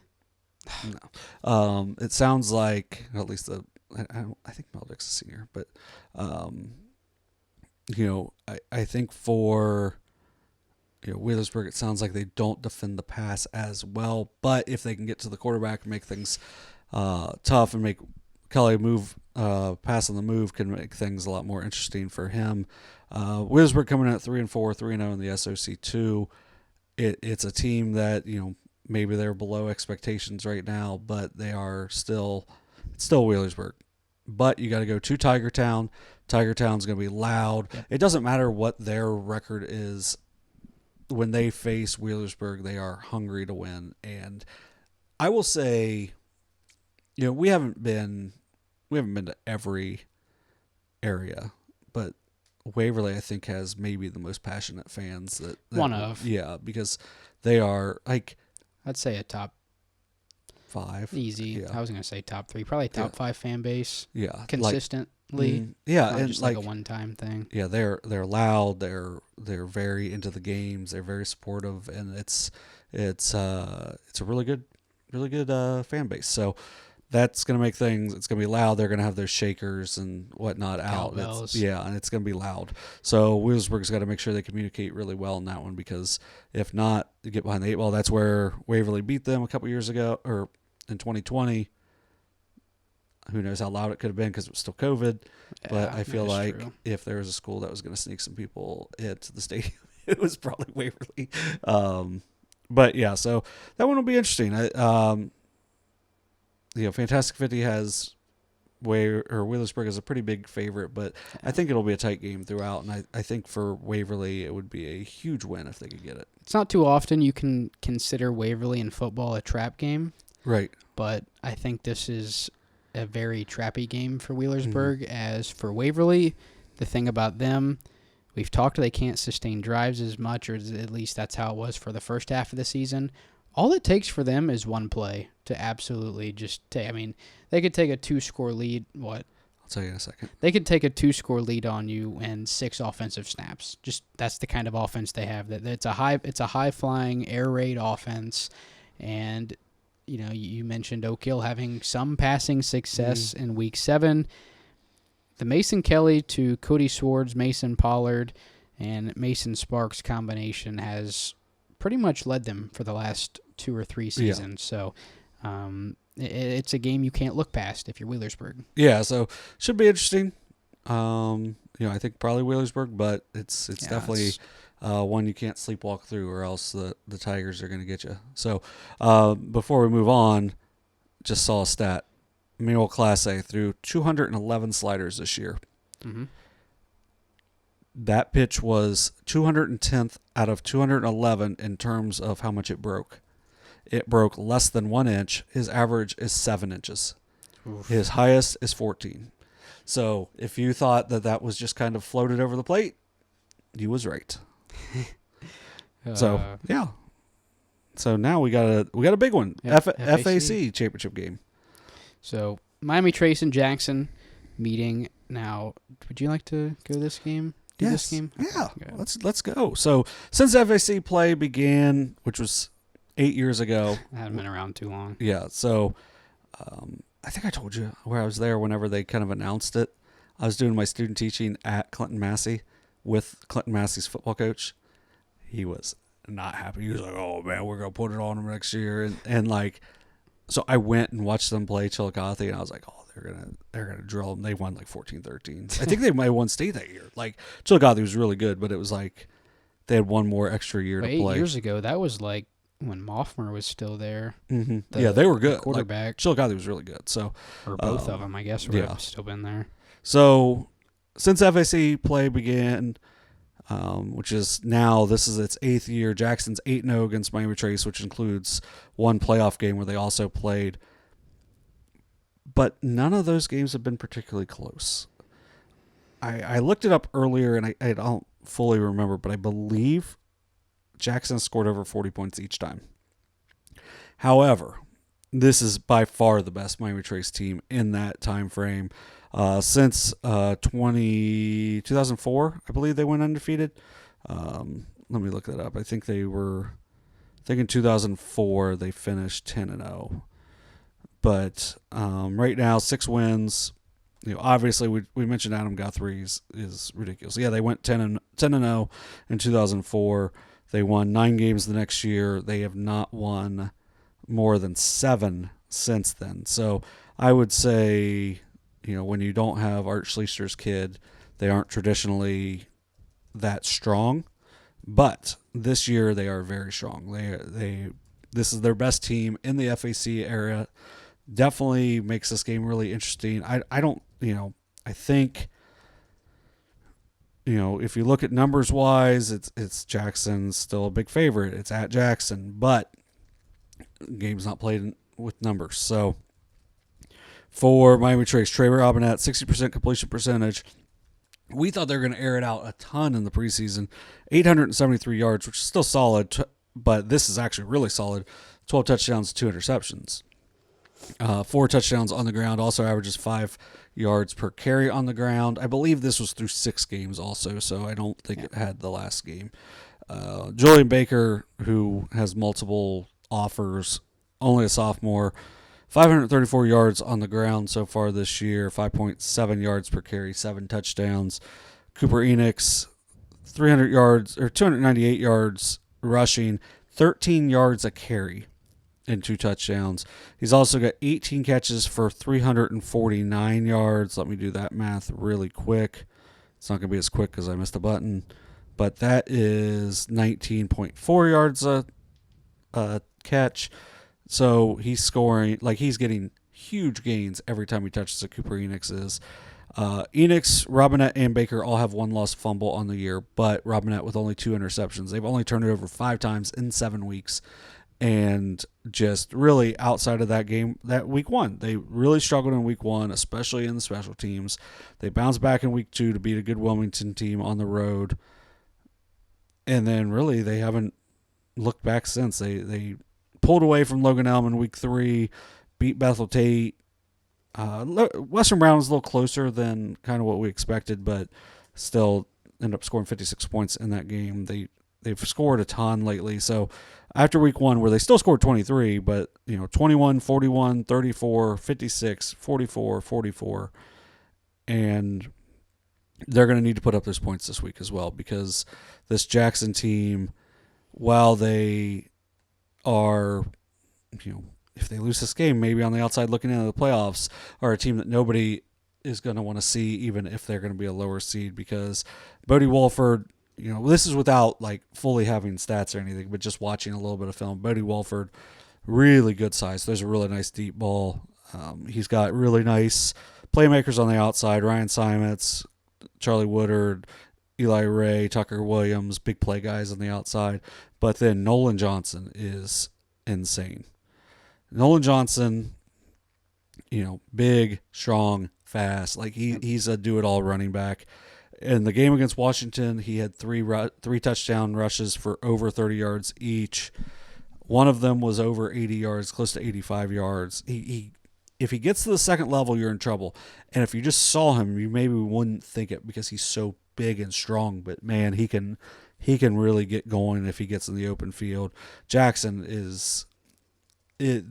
I know they use the weight room stuff, but they've got to be a top 3 weight room group in the area, because these dudes are big and strong and fast, and it's going to be a tough game for Miami Trace. But I think if they've ever had a team to beat this Jackson team, it would be this year, as Jackson, a lot of underclassmen, juniors, but a lot of guys that'll be coming back next year. But Nolan Johnson, the big one in the backfield as a senior, I could see this being high scoring, and for Miami Trace, I think it's going to have to be. But they also do a really good job against the run. So it'll be interesting to see how Jackson does getting Johnson the ball. And I know he can catch passes in the backfield too, so I could see them using him in a variety of ways. But Cooper Enix versus Nolan Johnson should be a really fun matchup as big-time playmakers on both sides of the ball. I mean, like you said, Jackson 8-0 against Miami Trace since the FAC began in, I think, 2016 2016 would have been, I guess 2015 would have been the first year if they've already played 8 games or something. I don't know. They're 8-0 since the FAC began conference play. Not only would it be their first win over Jackson in that time, but it would most likely give them first place in the conference. And once again, probably it would be the first time they've won outright the conference in football. So big matchup down in Jackson this week. I think Brock will be there. I would think. What we're thinking, hopefully. Let me check it. Check it out. Now, yeah, and I think Miami Trace much improved from. Yeah, it is Brock. Okay, so Brocknetter will have updates from down there. I think JHS Media, probably a live stream if you want to go that route. Miami Trace, much improved from that team we saw in week 1 against Waverly. And Jackson is Jackson, right? They just produce athletes year by year. You think, we lost Cade Wolford. Well, we have Nolan Johnson, right? Yeah, you had lost Jacob Winters, and you had Cade Wolford. So, I mean, it's just they've got these studs every year. So this is a really big game for playoff seeding because right now a win for Jackson, they could get up to as high as 9th, with as high as 7th, and possibly get a home game where a loss and they're going to be fighting for their playoff lives. For Miami Trace, they have got a decent chance for a home game either way, but a win, more than likely, they're going to get 2 home games, which would be gigantic for them over at Ted's Welding. Ted's Welding and Fabrication Stadium. I've been over here trying to follow a volleyball matchup that's supposedly going on tonight, but I don't know if it is or not. So we'll wait because we got a little bit before we get to that point of the night. All right, we can go ahead and move on to our final game that we're going to talk about for this week's show. It's been a long show so far, so we'll wrap up the football talk with this last game. Unioto Zane Trace, one of the most heated rivalries in the Southeast District. I'd say it's probably the most heated in the South Valley Conference. You look back to the last 10 years, it's an even 5-5 split. It's leaned a little bit towards Unioto for the most part recently. I think Unioto's won 5 of the last 7. Now Zane Trace has won 2 of the last 3. So it's about as even split as you can get for a rivalry game. It'll be the Kingston National Bank game of the week, so not only live stream coverage, article, photos, interviews, all kinds of stuff coming after the game with the work of Derek Webb, and I'm not sure if he'll be taking photos, but if not him, somebody will for sure be there. I think he does the photos of all of them. Last 2 teams undefeated in the SVC, both sitting at 4-0. Unioto a little more successful out of the conference. They sit at 6-1. Zane Trace 4-3. For Unioto, sophomore quarterback Isaac Coy on the year, 1,649 yards, 19 touchdowns, 6 interceptions. Now, it's not a large interception total for Coy. 3 of those picks came against Amanda. 2 were last week against Adena. So it seems like for Coy, the interceptions come in spurts.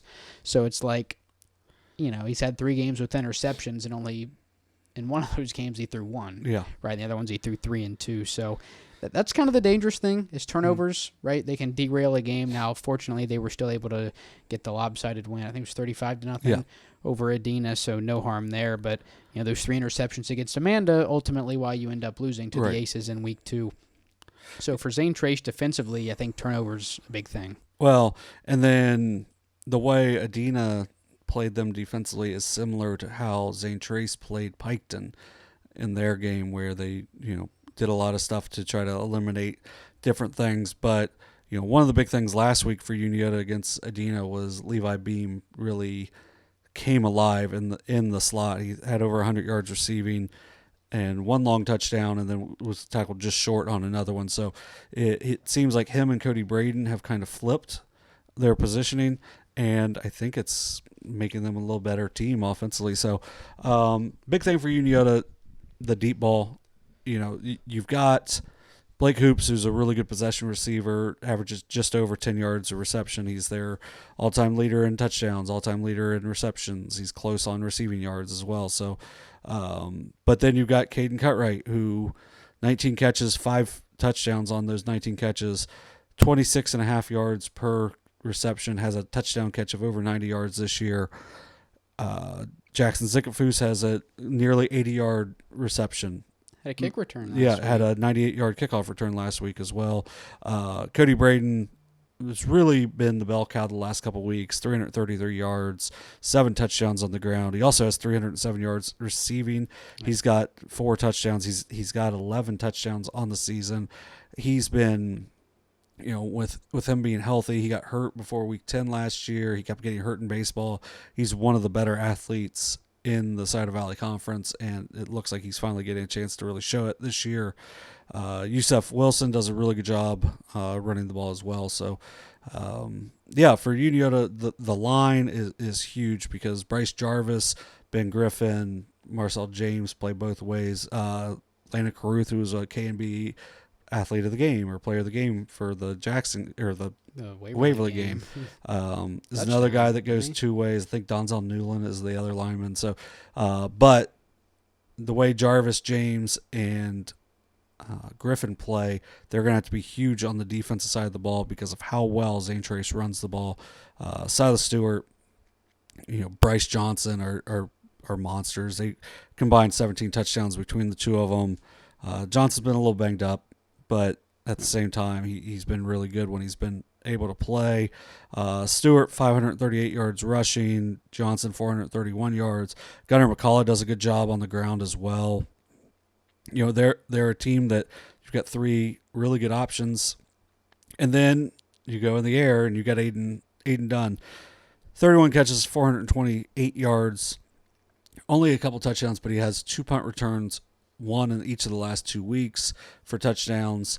So you can't really kick to him because he's so dynamic. He's also got an interception return for a touchdown. It was week 1, I think, against Logan Elm. Yep. So, they're it's a good team. They're getting better throughout the season. Just, when you don't have a quarterback for the first 3 weeks of the season, makes things really difficult. Especially when you play the likes of Logan Elm and Waverly. And North Union, a respectable opponent as well. Yeah.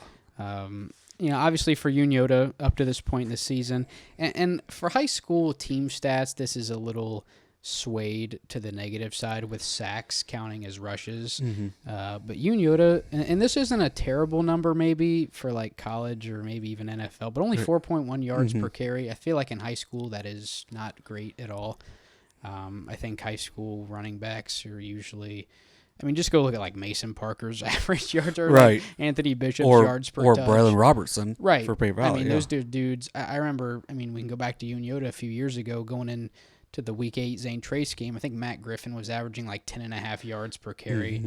So it just hasn't been a great year on the ground. Now, Cody Braden, as you said, has been efficient in the touches he's had. 63 carries for 333 yards and 7 touchdowns has really been the do-it-all guy for Unioto with 21 receptions as well. He has 11 total touchdowns on the offensive side of the ball. And, you mentioned Yusef Wilson as well. And, obviously they lose Ty Woods at the beginning of the year, which shook up things in the backfield for them. But, injuries aren't an excuse. And Zane Trace can tell you that personally. Yes. As we said, they were without Gunnar McCullough for a handful of games to begin the year. Sorry, I was just reading some Deshaun Watson news. And good guy. And Bryce Johnson missed, I don't know who they played week 4, but it was that first SVC game. He didn't play, right? And he was just getting his first game back against a Piketon team that just picked up a big win over Paint Valley in week 7. So injuries have been going all around, and Zane Trace able to come out. They have a winning record going into this game in week 8, sitting at 4-3. I think the key, like I said, the key for Zane Trace is going to be, can you force Isaac Coy to make a mistake and turn the ball over? And with a defensive back like Aiden Dunn on the other side of the football, I think the chances are likely is Dunn, like you said, I think you said 1 pick 6 on the year, but I'm assuming he has a few more interceptions as well. Yeah, he had a big return once. Jaden Higgins does a good job for them in the defensive backfield. Cohen Larson's another one, but I think it's going to really the Browers. Evan and I believe it's Bryce who leads the SVC in sacks. If they can get some pressure on Coy, he does a good job on passing on the move, but making it to where he's uncomfortable is something that is a must. Now, Unioto much better in the pass blocking than they are in the run blocking. But last year, I've been just trying to find it. But last year it's because Max Preps is Yeah. Last year they ran for 5.4 yards per carry. Now 4.1 this year. So they're So getting the run game wasn't out of this world last season no, either, but it was still about a yard and a half better per yeah. carry. So they were averaging just under 250 yards passing a game last year, which I believe they are like 236 this year. So a little bit below that as well. So offensively, not as dynamic as last year, maybe better defensively though. So it's this should be a fun one. I'm excited to get out there and watch. I think we're going to be on top. It's going to be a little chilly. That's all right. We got, yeah. Or at least I have a SOSA jacket. You need to get one. I think they're still. I've got like weird amounts of SOSA like pullovers and stuff that I don't exactly know where they are. So it looks like it's going to be clear though. And that's good. That's the time big we were at thing. ZT, it was a monsoon. Yeah. But, both of these teams, I mean, these two programs represent the last two gold balls in the SVC with Zane Trace winning it in 2022, Unioto in 2023. As we said, 5-5 the last 10 meetings. Unioto has won 5 of the last 7, while CT has won 2 of the last 3. The interesting thing about the Saddle Valley Conference is that a gold ball has been awarded to the league champion 9 years in a row. So essentially, whoever's finished first in the SVC has gone a perfect 7-0 for 9 consecutive seasons. In that time span, ZT has 3. Now, this time span, I think, began in 2015. So ZT won it in 15 and 16 and then had a bit of a drought. They got it back in 2022. Southeastern has 2. They won 2 in 3 seasons in 2017 and 2019. And then Unioto, Piketon, Adena, and Paint Valley all have 1 in that span. So Huntington and Westfall, the only 2 teams to not win a gold ball in that span. And also a unique team has won a gold ball for the last 6 seasons, which I think is that's pretty wild to think about, because you had Paint Valley in 2018, Southeastern in 19, Adena in 20, and I don't want to hear anybody say anything about Adena like, well, you didn't play. I think they didn't play Huntington or something that year, but it still counts because I think they would have beat. They were so good because like they went and played they won a couple playoff games. They beat a couple of teams from the MAC. The MAC's the best conference in Ohio. Well, smaller school conference in Ohio, and they beat a couple of them in the playoffs. So I mean, yeah, they were good. And then you had Piketon in 2021, Zane Trace in 2022, and Unioto in 2023. So 6 different teams have won a gold ball in the last 6 seasons. Obviously, the only hope to keep that going this year would have been Westfall and Huntington. They've both lost in the league. So while that record is out the window, or while that streak is out the window, the chance for a team to win a gold ball for the 10th season in a row is still on the table, which I think that's pretty wild. Yeah, I don't think a lot of conferences around here have that kind of streak going. But this is also one of the first years where it's really going to come down to the last 3 weeks, because at least the next 2 weeks, and then like if Unioto wins both in it, it's over. But so we've got kind of league championship games the next 2 weeks, so should be pretty fun. Potentially the next 3. Could be the next 3. Shake out. Planning on going down to Bainbridge week 10 for ZT Paint Valley. Last year that was a second place game. I mean, who knows? ZT could beat Unioto, and then Unioto could beat Paint Valley, and then Paint Valley could beat St. Trace. And it'd be a 2-way tie at the top between. Unless Paint Valley would beat St. Trace, and then that is true. Then it would be a Can I tell you the 3-way tie? Can I tell you the saddest stat of all time? Sure. It's since Lane Ruby retired from high school football, aka so 2019. Aka graduated. They went 7-0. 2019. Yep. Guessing Paint Valley is the only team they lost to in 18. They lost 2 because I think they might have lost. They didn't lose to us. Yeah. That was a good game. I think they had like a interception at the end, which shocker was late. It also went through one of our receivers' hands. Was it you? No, but it should have been. Well, I should have been playing. Yeah. so I should have. They also had like a 100-yard fumble return off of my boy Aiden Leffler. Yeah. So since then, guess how many? So they won 2 gold ball, 2 gold games, 2 gold balls with Lane Ruby. Since he graduated, they've won 1 SVC game. Oh, 1 S. Well, they've won 3 games though, right? 4. Okay. Yeah. So, yeah, it's they won a game this year, right? Yeah, they won a game. They beat East.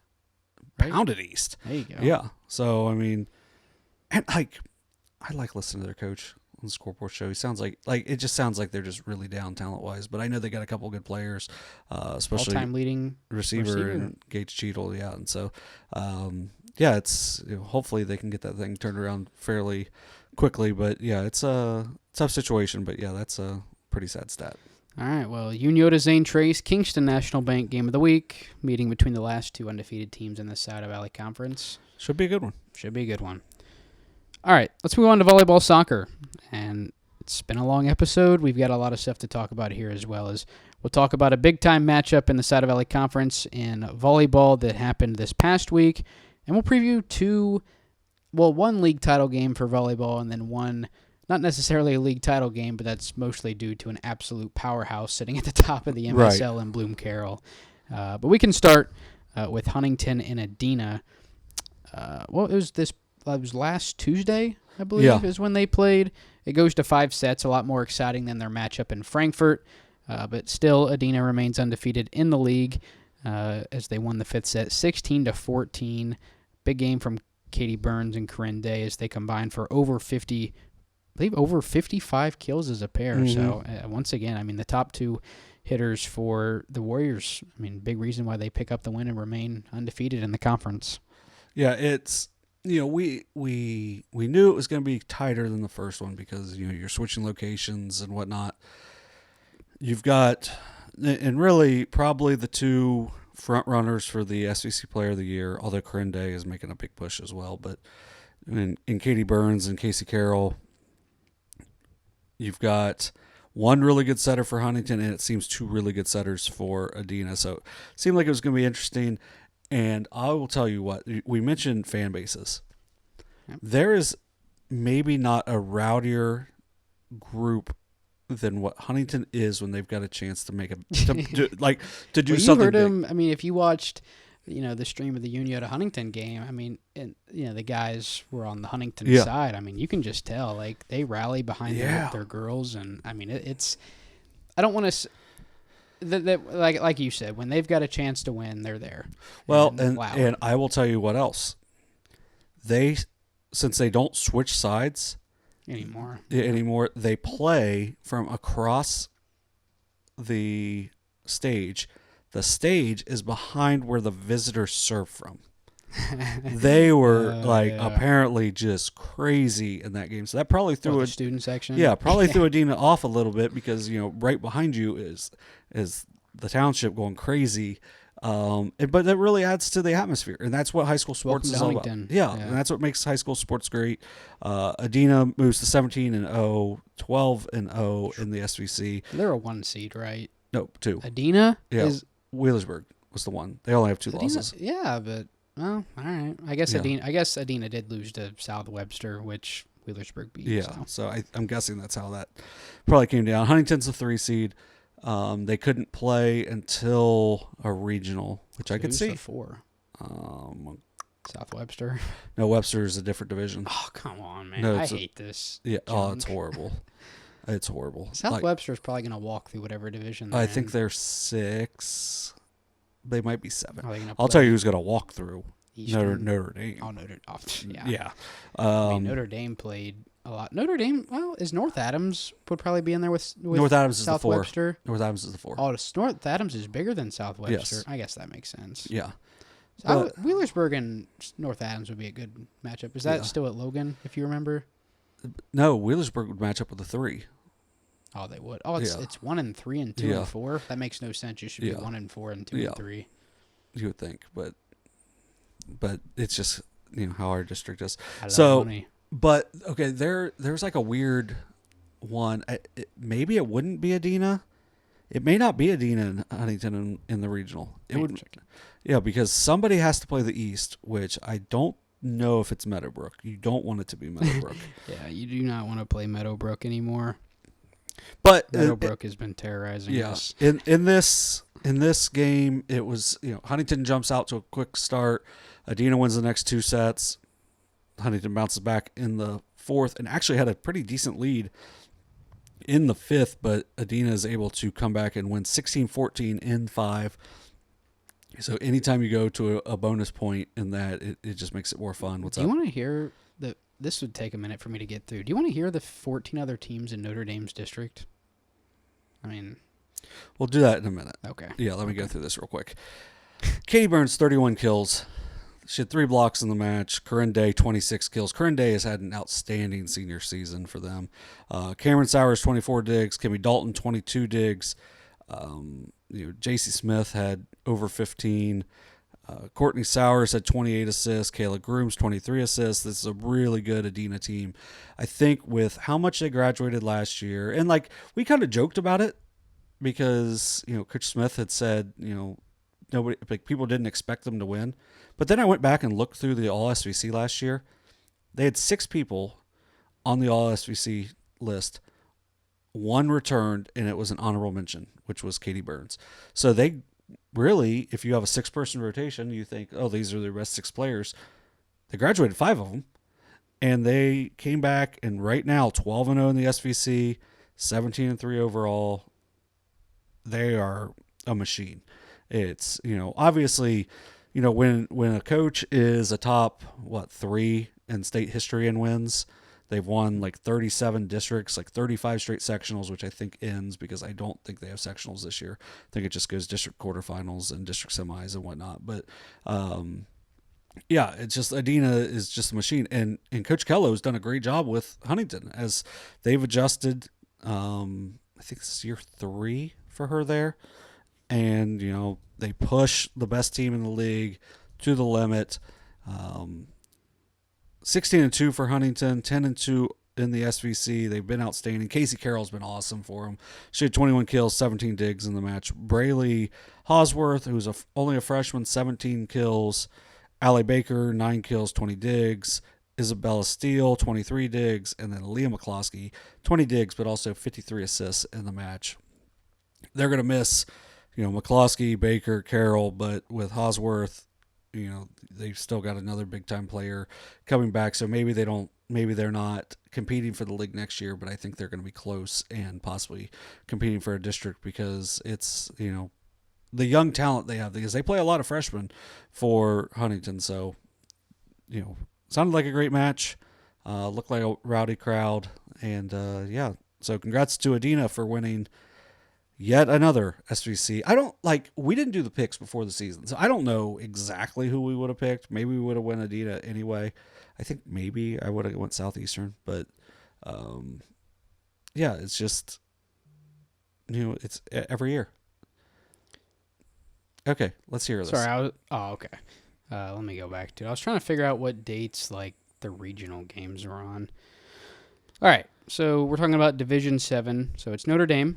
That's the one of the 15. The other 14, Portsmouth Clay, Eastern Megs, New Boston, Green, Manchester, Miller, Sutterville East, South Gallia, Southern Racine, Ironton St. Joe, Sims Valley, Trimble, Western, and White Oak. I didn't know Ironton St. Joe had a team. I didn't either. They don't have girls soccer, do they? No. Yeah, that's why. They have a girl on the soccer team. Because they all She play played volleyball. a little bit against Valley, yeah. But yeah, that is probably one of the easiest district titles. Yeah, You say this and they'll get it's- swept by somebody. Yeah, but- that's so. Well, I think Southern is okay, aren't they? Maybe, I don't know. They have been. I think somebody you said second. Portsmouth Clay, Eastern Megs. Clay's had a good year, which They have the one girl, don't Mhm. they? The basketball player. one of them. Well, no, the coach's Yeah, daughter. Doesn't she play volleyball? Gosh, killing me. It's not basketball It's not Kraft, season. is it? Uh, No, Emmet. Yeah, Eminent. There you Yeah. go. Yeah, so they're. It seems like they're closer, but it's definitely Notre Dame's to lose. So so make sure, once again, check out sedab.org to see the full brackets. OHSA.org has the statewide brackets, so you can see where teams will go in the regionals. I'm not going to look at it till later this week, just to really try to figure it out, because we're going to talk about it more next week and try to figure out exactly what in the world we are even doing. I know that for soccer, me, Derek, and Brock are probably just going to be like, hey, who wants to go to Logan for 4 days? Who wants to go to... I would rather go to Chillicothe because it's... But Brock also lives walking distance from Chillicothe, so he could probably take that once. But, like, Zane Trace has some, so Derek can go to Logan. So yeah, so that was our. We only really had the one review. It was an instant classic, but we got some big matches coming up this week. And, Tuesday. I'm just reading through when these games are, and it's silly. Well, they're just killing me with like these hockey games I need to go do, but that's okay. All right, let's go ahead and you roll only through. get to do hockey. Yeah, and I think I'm going to miss a lot of games, so I'm gonna have to make up some ground, I think. But Ohio State, get better at scheduling your home hockey games. Yeah. Quit scheduling when I got to do stuff for SOSA. Killing me. All right, let's preview some of these volleyball games we got coming up this week. 2 live streams for us. The first one coming by way of South Webster as the Jeeps are hosting Wheelersburg, their second meeting of the year. In the first one in the Berg, Webster led after 3 sets, 2-1. They dropped the 4th and 5th sets by scores of 25-17 and 15-4. So after falling behind, Wheelersburg really took control of the match and ended up pulling away 3-2. Ella Chamberlain for Wheelersburg went that entire match without a ball handling error, which I think is a pretty big reason why they ended up winning that game. Anytime your main setter can go an entire match without a setting mistake, you're most likely going to win. Now, going into this match, South Webster does have more set wins and more sets won and less sets lost. As on the year, they're 56-9, whereas Wheelersburg is 54-15. Now, Wheelersburg is 18-2. South Webster is 18-1. The only loss for Webster, obviously, to Wheelersburg. For Wheelersburg, they had a loss to Westfall and Circleville. Both were in straight sets. If you're Wheelersburg, you want to avoid Pickaway County. Yeah, not a great. I think those are probably the only 2 teams, unless they played Fairfield Union or something. Was that in Pickaway? No, they're in Fairfield County. Yeah, whatever, close enough. Logan Elm, Taze. They probably wouldn't play Taze. Yeah. But for the Pirates, Gracie Perkins, senior hitter, 280 kills, averaging 4.1%, also leads the Pirates with 54 blocks.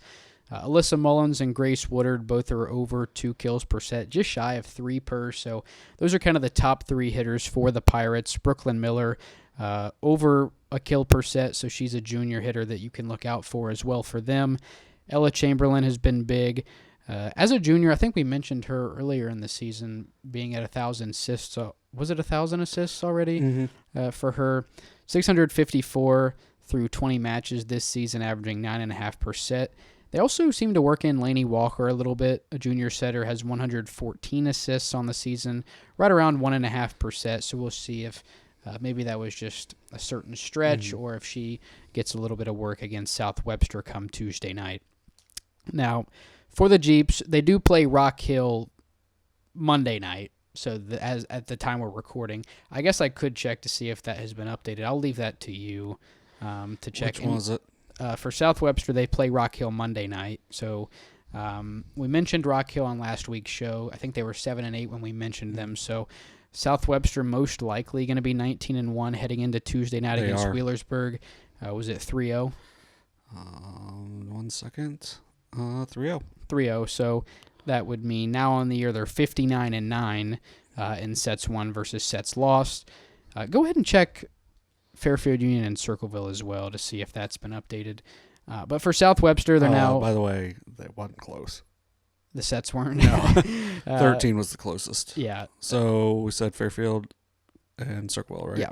So for South Webster, since the loss to Wheelersburg, they're 20... Well, I guess now they're 24-1 in sets since that loss to Wheelersburg. So they've been dominant ever since then.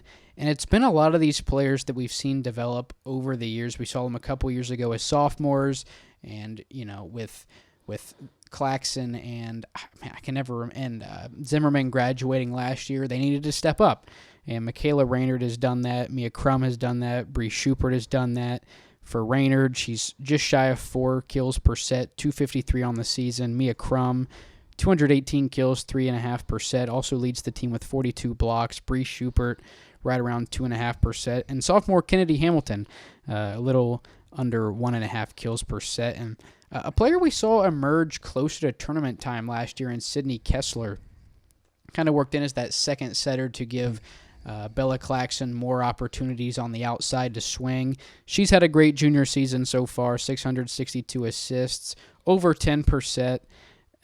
She's been a great, I don't want to say replacement because that makes it sound, right. That doesn't sound good, but she's been a good setter to follow Claxon's graduation a season ago. And, we say Claxon, Addie Claxon collected her 1,000th dig earlier this season, one of the better liberos in the area for a South Webster team that has aspirations to go deep into the postseason, which obviously they did last year, just fell a few sets short against Meadowbrook in the regional final. So, it was a 5-set thriller the first time around. Like we said, Wheelersburg kind of took control in the 4th and 5th set. SOC 3 title on the line. It'll either be Wheelersburg outright or South Webster can force a tie. So it should be a lot of fun down in Jeep country on Tuesday night. Yeah, have fun getting there. I've heard it's quite the trip down to South Webster. It's not the easiest, but it's a lovely, lovely drive. And I'm going to say you're probably having a good day for it, but make sure you don't hit any more deer. Yeah, I did hit a deer after our game on Friday. Yeah, so try not to do that. But yeah, it's should be a really good matchup. I'm excited that you guys are doing it because I'll be over at Chillicothe at Athens soccer. So and unfortunately, not a whole lot of tournament implications with the draw being before, which makes no sense because it's computerized. Right. So it's not like it takes a second. I mean, it's just. That was a bad snap. I can't snap very well, but it's just auto. So you'd think they would wait. I am overrated. You'd think they would wait until the end of the regular season. Like, why even schedule those games other than just conference play, right. Obviously. So, like I said, SOC 3 title game coming up Tuesday night on the live stream with Tell you Shane what, there's a weird amount of streamed Fairfield Union, Circleville athletics that I have never seen before on YouTube. Well, they're probably... that they're actually things. Oh, okay. Like, this is clearly in Circleville's gym. Yeah. So no updates for tonight? No, okay. no. I couldn't find any either, but the second game we're going to talk about will also be live streamed Thursday night. More or less the battle for second place, but between two top 3 seeded teams come tournament time here next week. It's Fairfield Union and Circleville. Now, their first meeting got postponed and rescheduled to Monday. So by the time anybody's watching this, it would be yesterday or a couple of days ago. It got rescheduled for October 7th. Now, I figured by 9:34 p.m. we would have updates from that, but we do not. So all of these stats we'll go over are prior to their Monday night matchup. But up to this point, both Fairfield Union and Circleville have played Bloom Carroll twice. And in both of those matches, they lost in straight sets. So Bloom ultimately went 12-0 in sets against the Falcons and the Tigers. And for, like we said, it's more or less for second place in the MSL. Now, a tie is still a very large possibility.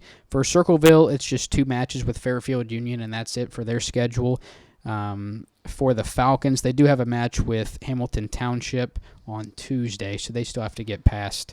What are they? The Sheriffs or Rangers. something? The Rangers? I knew it was something sheriff, with a badge. Their basketball uniforms, I don't know if they still do, but they had the badge in the middle of their chest. It was bad. And like they're green. Yeah, that's not the greatest. Like just put it over the heart. So for Fairfield Union, they're ultimately going to have 3 MSL matches in 4 days, and we can talk about them, but if you know anything about Fairfield Union volleyball, we probably don't need to tell you anything, right? They sit at 16-3. We saw them against Logan Elm. It's Christian Thompson, right? Just shy of 7 kills per set with 373 on the season. Adeline Wolf has been a great player for them as well, same as Molly Brown. For Brown, a junior, 153 kills on the year, 2.8%. Adeline Wolf leads the team in blocks with 82, also right around a kill and a half per set. And senior setter Peyton Reimer does a great job feeding everybody all across the floor. I would assume after Monday night's match, over 500 assists, right. But going into Monday night's match, she sat at 495, averaging 9.5%. So she's really got it done for them. Like we said, feeding it out to Thompson, Brown, and Wolf. And we'll await final. She attacks really well at the net, too, for being a setter. We'll await the final between these two teams from Monday. We don't have it yet. We didn't have it on our coverage schedule, so who knows when. Right. Who knows? I'm sure as soon as we wrap up tonight's episode, I'll look on my phone and I'll have an update, and it'll be too late. But for Circleville, maybe not the best overall record, but they do sit at 13-7. 8-2 in the MSL, just those 2 losses to Bloom Carroll, which most of the MSL, actually all of the MSL shares in common. For them, it's been the sophomore Allie Thornsley, leads the team in kills and assists. Oh, check that, she is second in assists, but does lead the team in kills, 211 on the season, 3.5%. Also 240 assists, right around 4%, so seems to be the kind of similar to Bella Claxon, like we saw last year, really a do-it-all player for the Tigers. Emily Edgington, another sophomore. This is a very young team, by the way, for Circleville. 146 kills, 2.5%. Edgington also leads the Tigers in blocks with 47 on the season. Drew Hoskins is also around 2.5 kills per set. And Kayla Fleck and Maddie Blakeman are both around a kill per set. Both of them juniors also. And Addison Edgington making her way back into the Tigers lineup. Has only played in 16 sets, so obviously still recovering at the start of this season.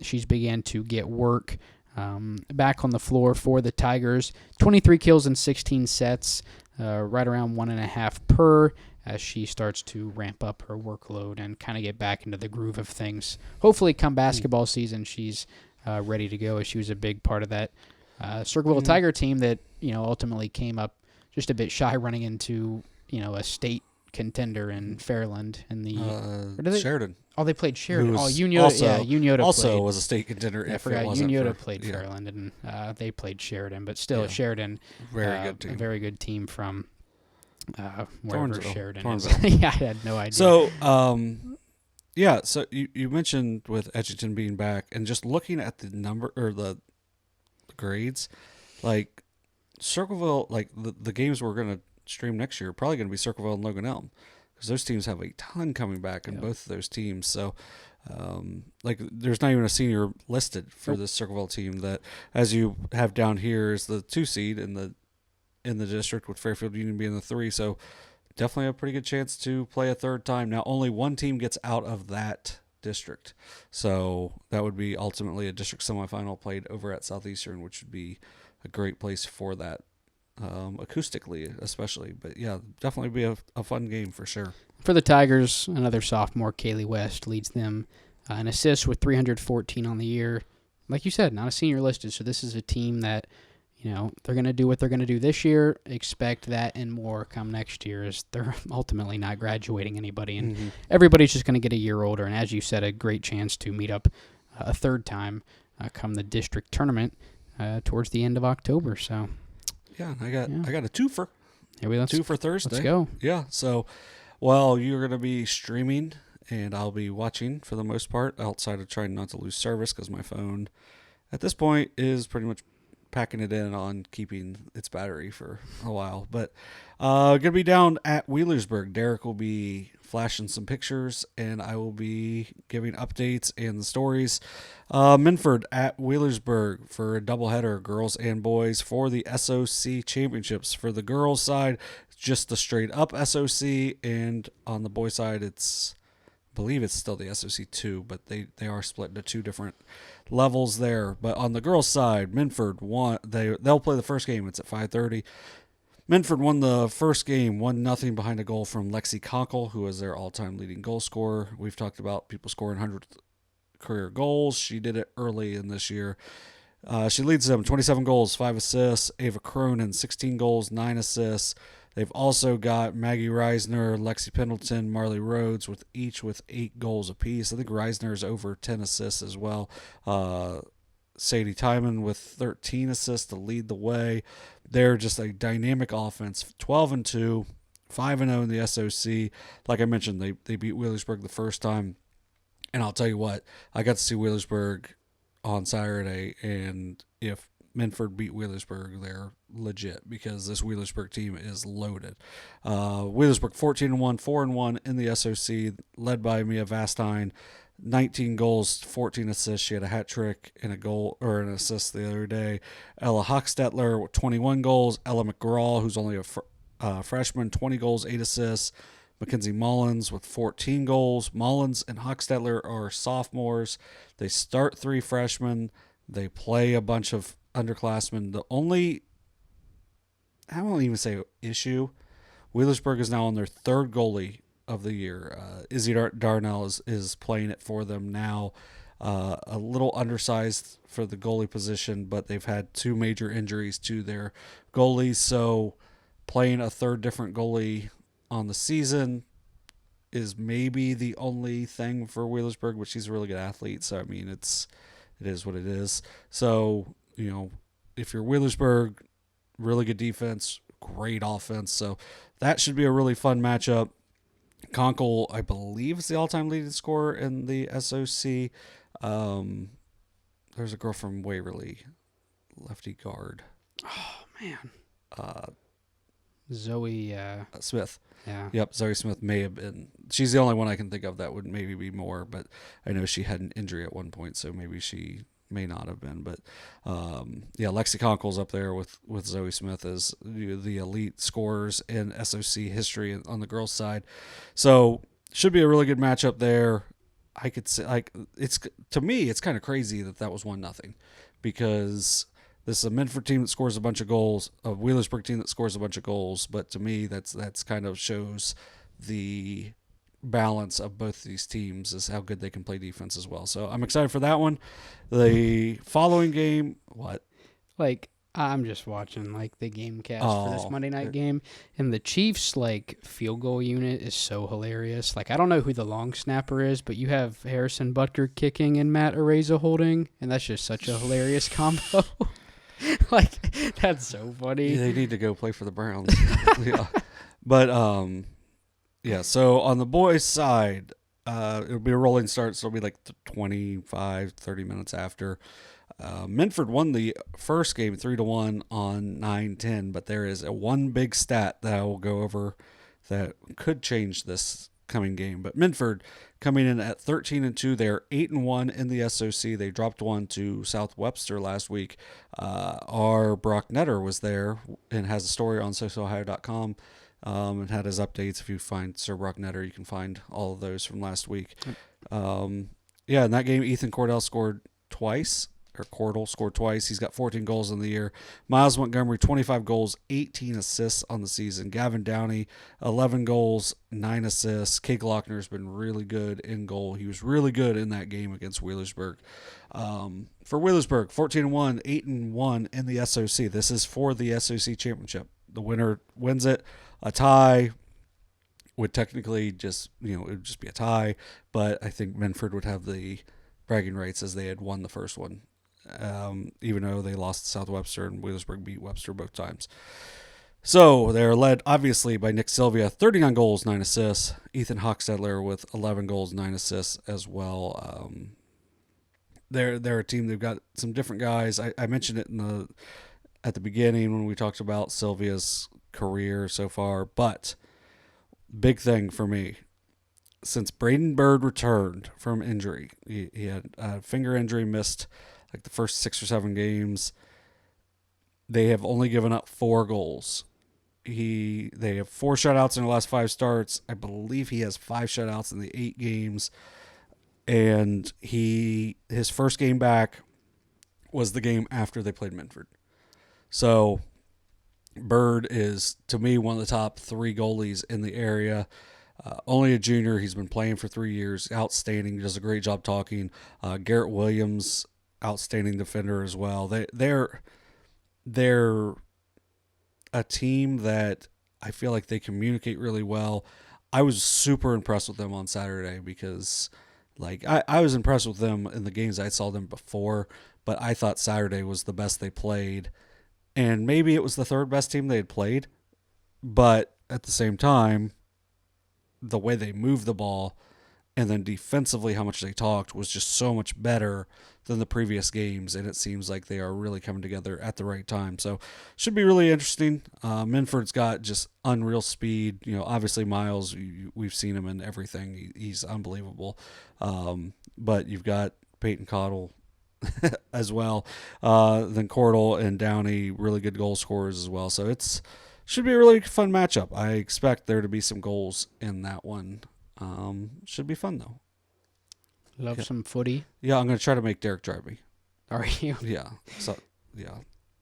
But yeah, so the defensive work, defensive work so far for the Pirates has been really impressive lately. They've only given up 10 goals in the 15 games. 3 of those came against Minford, though. So next week we'll do some tournament previews. We'll talk, I believe we'll talk about Golf State. If we have anyone place, I would guess Cameron Phillips has a decent chance at that because I think that's this week. But we'll see. So should be pretty exciting. The Westfall, shout out the Westfall golf teams. They each won a district. I think Valley won one as well. No surprise, you got an SEC guy. Yeah, so it's and then I think did you say South Webster? I think South Webster won one too, didn't they? I know they had a qualifier in Owen Maltz. Oh, maybe that's what I think it was. I think it was the first time they ever had one. But I think you said that last week, didn't you? Maybe, I don't know. I think I might have thought it. I don't think I said it, but yeah, it's it would take too long to look it up right now, but yeah, so pretty long show. So if you stuck with us, thanks. If not, and you went to the timestamps, you're supporting Dewey's hard work. He's gonna have to watch this again in like an hour. Yeah. Sorry. Can't wait. I love overtime presented by presented by Perfection. Perfection One, yeah. They didn't ditch us. They are Perfection One. We appreciate them. Hopefully we never have to use them, but in case we do, we know where we can go and pick away Ross and Pike County. Yep. Well, a lot of good games this week. Volleyball, football, soccer, regular season everything. wrapping up so quick is kind of crazy. So I know it's gone pretty quick, like you said. I mean, basketball season's just about a month and a half away. Yeah, a month and a half away. So, I think that'll. Unless you have anything extra you want to. I got a add on. No, this will be fun. I got a Facebook notification from a memory of last year, where this is kind of going with the kind of thing you joked about a minute ago, but the Red River Shootout is now being called the Red River Showdown, and that was last year was the first time. I was like, that's so stupid. And so, what did that have to do with? It just came up on my Facebook. Oh, yeah, you said like that's kind of going off of something. Oh, because you said something about the Chiefs. Yeah, like I'm surprised there's a Chiefs still. Yeah. The Guardians lost today. They did. Yeah, if they're the Indians, they might have won. All right. Royals are up 4-1 on the Yankees. Let's see how the umpires can flip that game around. Man. Hey, if all four of those series are 1-1, then I'm going to be pumped. Even though guaranteed at least one more day of divisional series baseball without the Reds or Cubs. God, I know, but you guys just got Francona. Doesn't matter. Yeah, but he's cool. He's a good manager. He's very bald. I didn't realize how bald he was. Not young. It's a shiny. You know who he managed in AA Birmingham? That might have given it away, but I don't even know who Birmingham. Birmingham Barons. They were black and white. Who's might have been in the mid '90s. Yeah, but like who's? I don't know. It might have been the White Sox.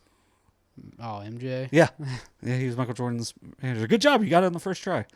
Yeah. Both very bald. Yes. I'm guessing Francona wasn't bald then. But probably not as if he was. MJ has been bald forever.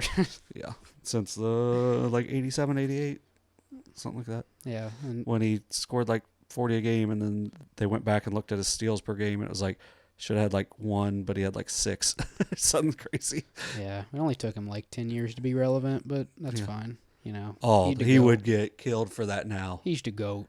Yeah. He's the GOAT. It only took him 10 years to do anything, but he's the GOAT. Oh, it was easy. He's so good. He's so much better than LeBron. He's really good. LeBron took a bunch of bums to the finals in his fourth season. The 07 finals is why if anyone tries to badmouth LeBron ever, I'm just like, dude, they were so bad. They were so bad. I mean, the Cavs were bad in 18 when he took them. I mean, K-Love was washed, Kyrie was gone, and they played the Avengers. And they played the Avengers the year before. And the year they lost in 15, Kevin Love and Kyrie were both out, and it still took the Warriors 6 games to win. The only year everybody was healthy and the Warriors weren't the Avengers, they won. Yeah, but LeBron might have just got himself in trouble for being buddies with the D, the I, the D, the D, the Y, the D, the I, the D. Ain't nothing like a party. Yeah. So, yeah. That's fine. He's still to go. I'm sure MJ gambled, smoked cigars, and there's literally a video of him like gambling with somebody on like what side a quarter would. I'm pretty sure that's why he played baseball. Was because they were like, hey, we got to let this calm down a little. This gambling stuff calm down a little bit. Whatever. Sorry, if you think MJ to go easy. That's all I need to hear. No. What? He was so good. I don't care. I didn't say he wasn't good. You needed to watch him. Like it was. I didn't say he wasn't good. I know, but you're saying Braun's better. Okay, that's fine, but you needed to see both. I have seen him play, but you didn't see him. Well, I did. Which Space Jam was better? If you say 2, I'm gonna punch you in the face right now. I haven't watched either of them. Okay, it's 1. I haven't seen 2. I haven't needed to. But like LeBron was better in Trainwreck than Michael Jordan would have ever been. LeBron was better on the basketball court than MJ ever would have been. So, all right, let's go. 1-on-1, it wouldn't even have been close. He would have bodied him. Yeah, he would have bodied him. MJ's like 6'6". Bron's like 6'10". And a monster. But only one of them was able to Nepo baby their kid into the NBA. That is true. The other one's like owns a shoe store or something. Whatever. Yeah. And one of them's going to score 40,000 points and the other one isn't. So, you know. But longevity's part of it. Yeah. Yeah. So. I can't believe this is my life. All right. Well, enough of the NBA talk. That's not what we're here to do. I hate the NBA. It's not even NBA season. It's NFL time. Yeah. And I guess the end of the MLB season. So, yeah. Even though neither of our teams are in. That's best postseason, though. Actually, I changed my mind. I can't root for the Tigers, given the state they're from, but... You can root for the Tigers. Go Guardians. They're not... It's okay. not they have a minor league team in Ohio. It's not a real state. Go Mud Hens. Yeah. Rooting for the Mud Hens. I coached a game at their old stadium. It was not in good shape. It had been closed for like 5 years. They're like, oh, yeah, you guys just go play this game over there. And it was still kind of fun. But all right. Well, a lot of good games. Go watch some games. Go watch some games if you can't. 2 volleyball streams, Tuesday, Thursday, Friday, Unioto, ZT. Big time. A lot of rival games this week. So that's how the regular season should end. It's like week 10 in SOC. Yeah. But it's like that I guess it is like that in volleyball over in the SOC. So should be some funsies matchups. Like Dewey said, make sure you watch. If you can't be there, watch anyway. Appreciate the view. Yeah, we appreciate Shane Combs helping also. Yeah, and then Kenneth A. also. So make sure you follow our writers as well. So I know Carson Francis will be at least one game. Derek's going to be taking a lot of pictures and whatnot. So should be a fun week. All right, well, that'll do it for this week's episode of SOSA Overtime, presented by Perfection One.